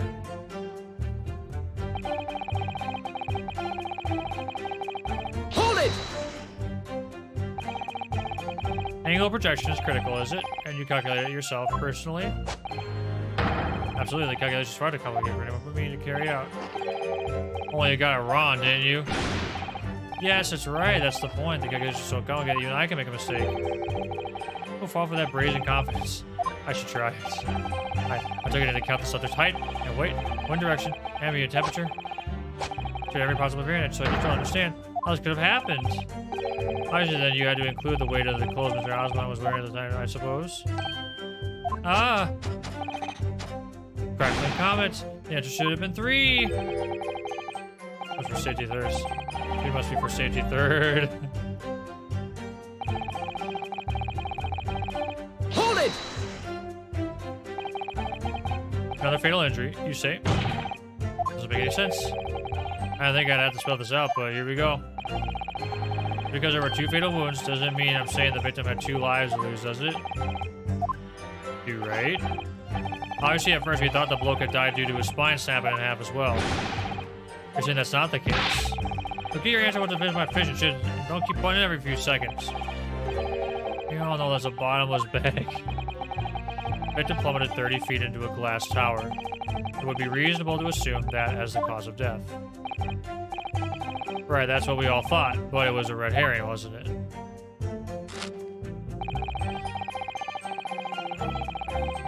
Hold it! The defense knew nothing of this crucial information. The prosecution received this report from the forensic investigation team only this morning. That was the first we knew of it as well. I can only apologize for the impossibility of informing the defense. Sarcastic and insincere? Thanks. What was the nature of the sharp object?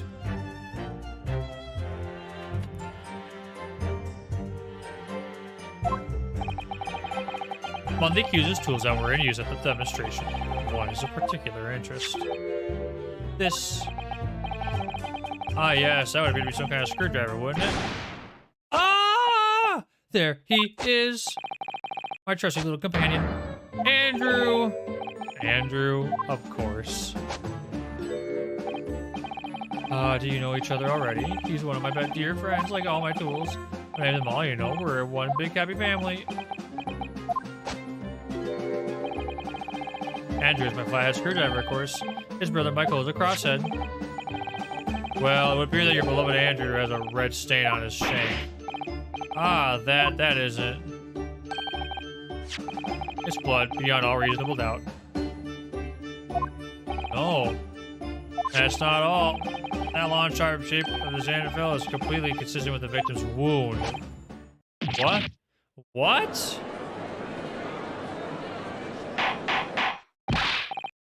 Order, order. Court will enter this friend of the defendant as evidence. One of the Professor Harebrain's tools is the murder weapon? Great.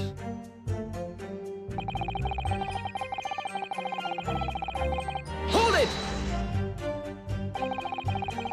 What grounds are you ever saying that? Do you really need to ask? Only 2 people on that public experimentation stage in front of the whole crowd. The victim, Mr. Odie Osmond, and the accused, or Audie, whatever it is, Odie, Professor Harebrain. And we know for certain that before the experiment, the victim was alive. That's right, I saw it with my own eyes. Furthermore, following the explosion in kinesis, nobody went anywhere near the body. In other words, only someone else on the stage of the victim could possibly have done it. Excuse me. Mr. Harebrain, do you have some information that may be relevant here? Professor. Ah, sorry. I was just kicking the optimal efficiency of electrolysis of separate molecules of the human body. And the witness stand is the best place for that. Usually you might have something to say about Inspector Gregson's last remark.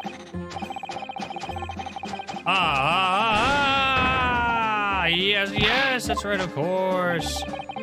He just said that nobody else could have done it, didn't he? Yeah, that's right. Who else could have stabbed the victim, eh? I don't know, but there's no way that I could possibly have stabbed Mr. Osmond as you said, eh? Please explain, Professor. Of course, this cold-hearted policeman may not be aware, I suppose. Humans are warm-blooded mammals with blood running continuously through their veins. I had heard. Surely, you see, if I plunged something the size of Andrew into the man's chest, the whole stage would have been a bloodbath. No, a blood swimming pool. But 1,000 Londoners were watching me at the time. And not one of them claims to have seen a swimming pool of blood. Well, no, I suppose not. See, not one.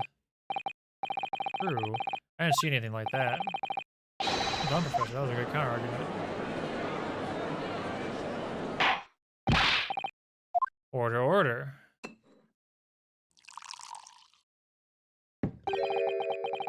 Pray forgive the discourtesy if I savor a drop of my hallowed chalice to accompany my old friends adducing. Here's to you, Albert. Oh, you're too kind, Barrick. But I'm really not a patch on you. No, you're not. No?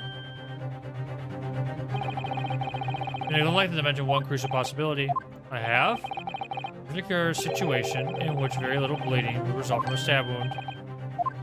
Of course. Inspector, enlighten the court, please. Yes, sir. Where are they going with this? Very well, you will amend your formal testimony now, Inspector Gregson.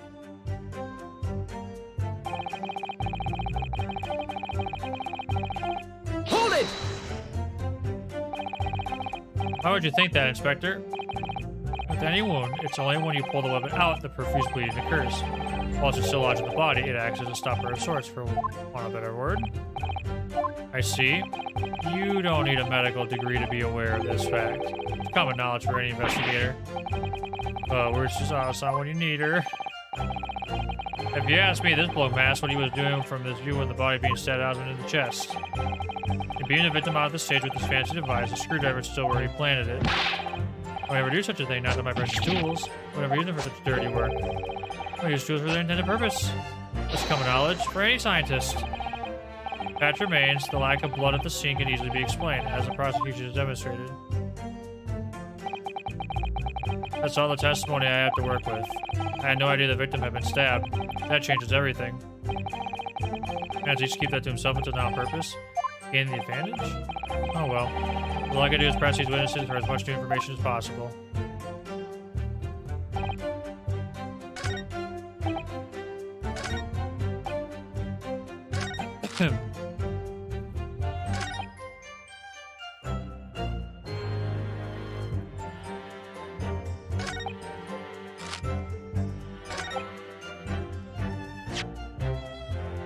Left in his body?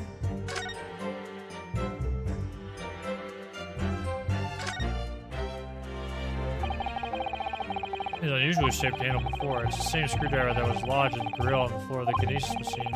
It'd be important information, so I should definitely make a note of it.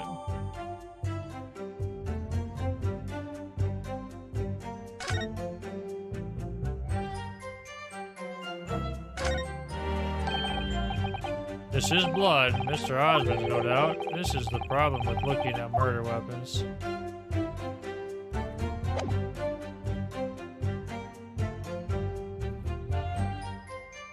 Objection! You can see that while the weapon remains in the body, there is very little bleeding. That unequivocal. Look, there was no blood on the experimentation stage, even though that's where the fellow was stabbed. Well, the explanation for that is that the screwdriver was still in his body, stopping any heavy bleeding. It's common medical knowledge, my learned friend, even on your side of the world. Yes, but about this screwdriver. The thing is, we actually saw it at the scene ourselves, on the experimentation stage. What? It was on the floor by the wreckage of the machine, poking through a metal grill. I went to pick it up, but the detective here stopped me. Isn't that right, Inspector Gregson? Now you come to mention it, yes. Inspector, are we to understand that you permitted the defense counsel to investigate? That you contravened the Special Dispensation for Scientific Equipment Act? Huh? No, not at all. I wouldn't do that. I just let him look, nothing more. Very clear he wasn't to touch a thing. Yes, that's true. This screwdriver was in plain sight on the stage. But it shouldn't have been, should it? What are you getting at? If this tool had been in the victim's body when the victim was beamed by the machine, then it shouldn't have been on the stage. Ah. That's right, it should have been beamed across at the Crystal Tower along with Mr. Osmond. And have been found lodged in the victim's chest. Wah! Order. How do you explain this, Inspector? I don't... Looks as though everything that the victim had on his person moved with him when he was beamed. If this screwdriver was still in his chest when the instantaneous kinesis occurred, obviously that should have been beamed to the destination as well. It's a strange situation. Even though people are saying that this instantaneous kinesis is a scientific possibility, they're still basing arguments on the assumption that it did actually take place. Now I'm tying the screws here. My lord, if the prosecution is unable to explain this inconsistency in its argument, look at the testimony about this court cannot be relied on. Organization stumped.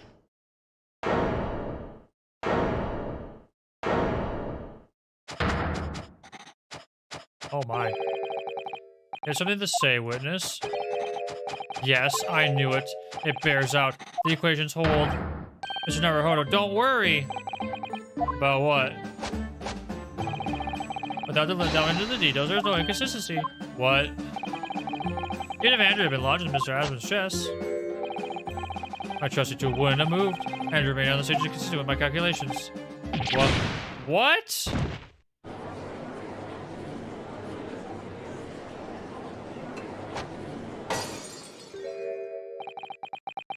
It would seem your illusions have been shattered. Clearly, we should hear the accuser's explanation. Or should I say, this brilliant scientist's explanation? I found an inconsistency in the prosecution's argument. Scientists! Very well, the defendant will testify again. Surprisingly, the scientific explanation as to why the inconsistency asserted by the defense fails. In the name of Apollo, I will, my lord. This is so weird. Okay, whatever. Whatever, bro.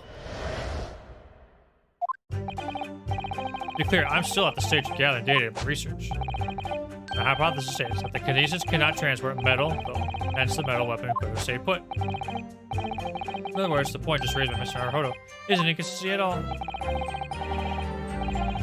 Mr. Osmond was a important agent of my research. Without him, my work wouldn't have been possible. I would need to protect this incredible machine that we built together.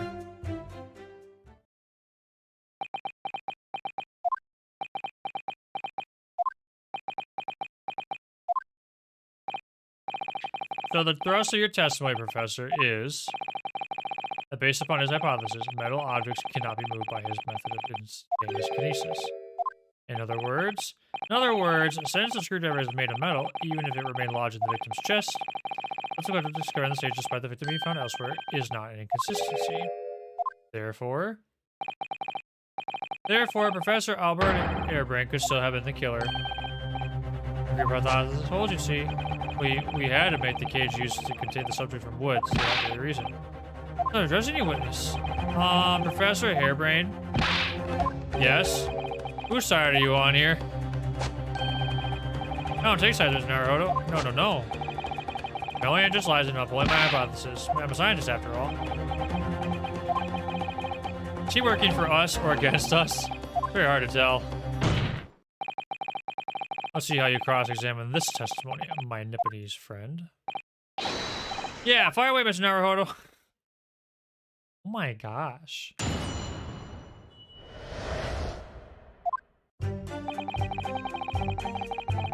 Hold it! Yeah, your retort to my argument wasn't lacking confidence in any way. No scientist can find the truth without first finding self-belief. Those are the words of a certain scientist I hold in the highest esteem.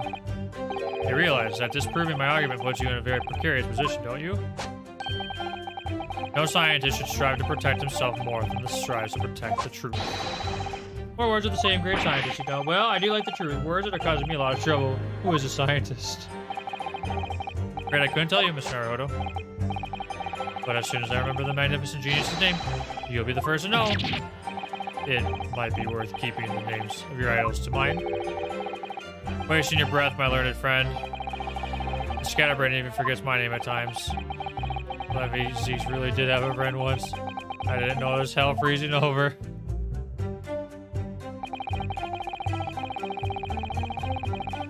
Hold it!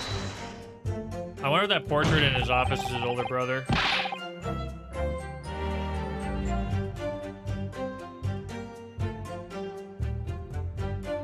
Your hypothesis isn't so this is improvement then. No, of course not. It's merely a hypothesis, but a good one, based upon thousands of calculations. It is widely known that metals can't be decomposed by electrolysis. It's of course why Amber hypothesis is completely correct. What is it about incriminating himself that makes this man so happy? The whole reason that the birdcage is made of wood, you see. Sorry, the birdcage? Yes, that's what I call the obtuse cage in which Mr. Osmond was placed with the kinesis. The jail cell in which the victim was detained, it seemed it was made of timber sort. Thank you not to refer to it as an instrument of incarceration, your lordship. In short, any weapon lodged in the victim when he was beamed away by instantaneous kinesis would have been left behind on the stage if it was made of metal. Correct? Yes, that's it. Yes. It all fits perfectly with the mathematical model. The ultimate conclusion, then, is that the defendant alone had the opportunity to inflict the fatal injury on the victim, is it not? Indeed, sir. Someone beam me out of this nightmare.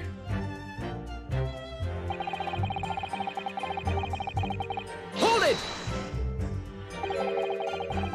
You seem to be pleased by that. Yes, another example of my hypothesis holding true. I sent some sarcasm, Mr. Naruhodo. Are you not pleased? No. I knew it. At the end of the day, I'm the one responsible for Mr. Osmond losing his life. And besides, no excuse, I know that. No, you're quite right. Tell the court, did you have a close relationship with Mr. Osmond? Oh, well, no, not really. I mean, I'd only met him 2 or 3 times. We only ever discussed my hypothesis in the project and the research grant, of course.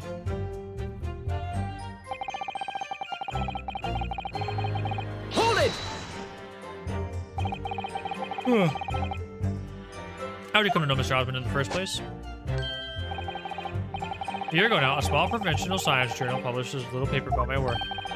That's a scientific journal? Good gracious, I should need new spectacles. I might have an extraordinary hypothesis and great promise, but at the time, I had no money. I eat tiny little meals at a tiny little cafe and drink water down water. Oh, my little girl had tiny little glass. Water down water. Mr. Osmond read the paper and came to visit me at my tiny little laboratory. And offered you money to help fund your work. Exactly, that's exactly what happened. I handled the theoretical side of things, and Mr. Osmond provided me with the engineer for the practical. The three of us produced that fantastic machine together. Machine that you brought to the Great Exhibition to demonstrate. Who's the engineer? We had to apply that to the government for some sort of inspection to allow to the exhibit, I think. I understand all that side of things. Mr. Osmond took care of all of it. He was a wonderful man, really. I owe him everything.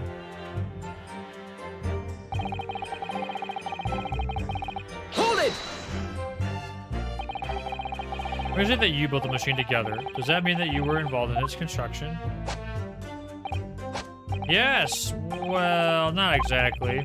I'm not good with the practical side of machines myself, so the physical construction was done by an engineer. Little remains of your creation now, though. Following the explosion, repair will no doubt be impossible. Yes, I realize that, but still, if someone were to gather all the broken parts, they could discover the secret of my hypothesis with Mr. Osmond, and I toiled over that machine for so long. We put our hearts and souls into it. I had to protect our work. So what's with the machine must be kept safe until because what happened was an accident. That's the end of the testimony then. Thank goodness for that. I don't want him to do any more damage. Or basically proving that he could have been the culprit. Seems though all he really cares about is defending his hypothesis. So I wonder if his hypothesis is just fundamentally flawed.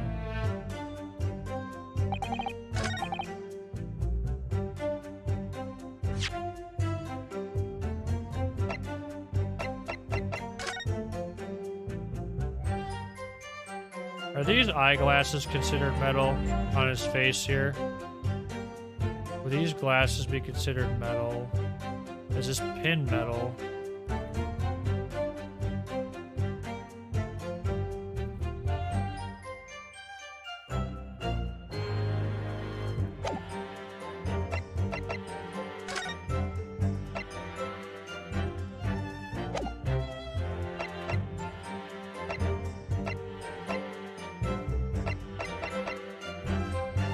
Objection!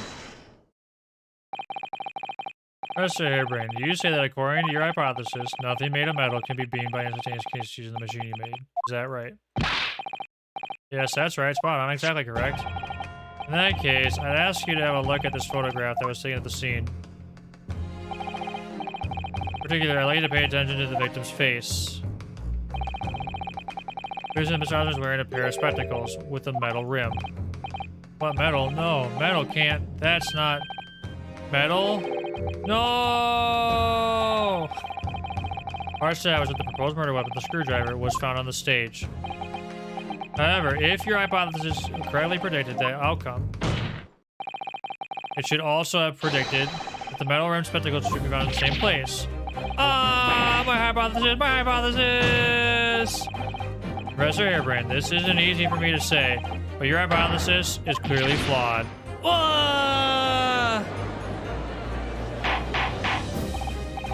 Order, order, order!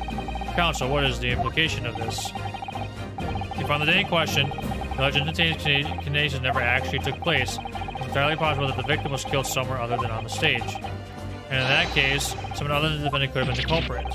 But my hypothesis is sound. I proved it that day. The experiment was a success. The experiment proved all my work. I could say something here in my capacity as a fellow of the Royal Society. Yes, sir, number 4. Go ahead. As a man of science, there's one thing I simply cannot abide. It's a fraud who pretends to be a fellow man of science. What? Wait! Great Scott, are you suggesting my science is suspect? It's been disproved, hasn't it? In front of all of us. In other words, the whole demonstration was a complete nonsense from start to finish. Believe me, my fellow jurors, when I tell you that this man is a heel, a bounder, and a fraud. I say the records of that machine should be stripped down and thoroughly examined. No, never. That machine is used by entire hypothesis. About the special dispensation of Scientific Equipment Act.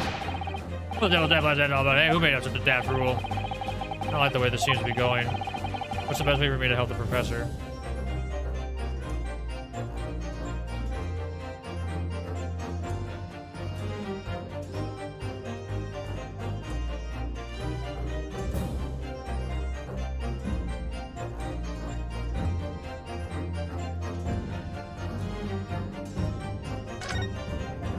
Objection!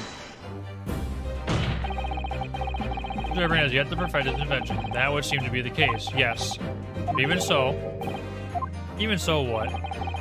Going to such trouble and expense to create a fake machine to display in public? You have absolutely no reason to do such a thing. An obvious reason to do exactly that. For the research grant money. The government was foolish enough to have deemed the man's ridiculous notion plausible. He and his conspirators would have received a handsome sum indeed. Conspirators? What would be the value of such a grant? 10 pounds? You're an order of magnitude out, madam. 500 pounds a year. Or you could have answered him on that much for years. Besides, you know, an increase in bogus public demonstrations in the field of science recently. Plenty of scientists arguing with each other to get the largest slice of the funding cake. Because greed is plenty more than murder, I assure you. No, I haven't deceived anyone, at least of all the government. Pilots and sound scientists don't believe me. No matter how unbelievable this hypothesis may seem to you, ladies and gentlemen, the fact remains that the victim was transported instantly to the Crystal Tower. Which means that the experiment was a success. Barrick. And therefore, the only person who could possibly have committed this murder is the accused. Oh, Barrick. Where is this heading? I have no idea. My lord, if I may. Yes, Lord Van Zieks? The prosecution would like to summon new witnesses to the stand. New witnesses? What would be the nature of their involvement? They were spectators of the demonstration at the exhibition, who were occupying special seats. Eyewitnesses. Very well, the court grants the prosecution's request. I should very much like to hear from the eyewitnesses at the incident. The prosecution's stance is clear. This experiment was all postige. The accused killed the financial victim there on the public stage before the very eyes of the spectators. Now, my learned friend. Oh, yes? Time for you to make your own stance clear. Really a flaw in the professor's hypothesis. I can definitely see that. Where does that leave me? Take a short recess now. During which time, the prosecution will prepare its new witnesses to take the stand. As you wish, my lord. Good. In that case, the court is adjourned for 20 minutes. Shoot.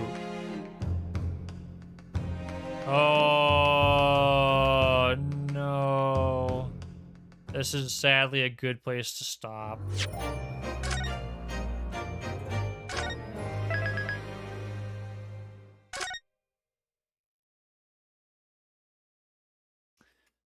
What could have happened in this case called The Return of the Great Departed Soul? How in the world did the victim go all the way to the Crystal Tower? Is this hypothesis true or false? What are we going to do with our own defendant is trying to get himself convicted to prove himself correct? That's weird. We guess have to wait and find out next time on Great Ace 32. Thank you guys so much for watching. This case is definitely heating up. I'm looking forward to seeing its conclusion. Until then, have a great rest of your evening. Take care, and we'll see you next time. Bye.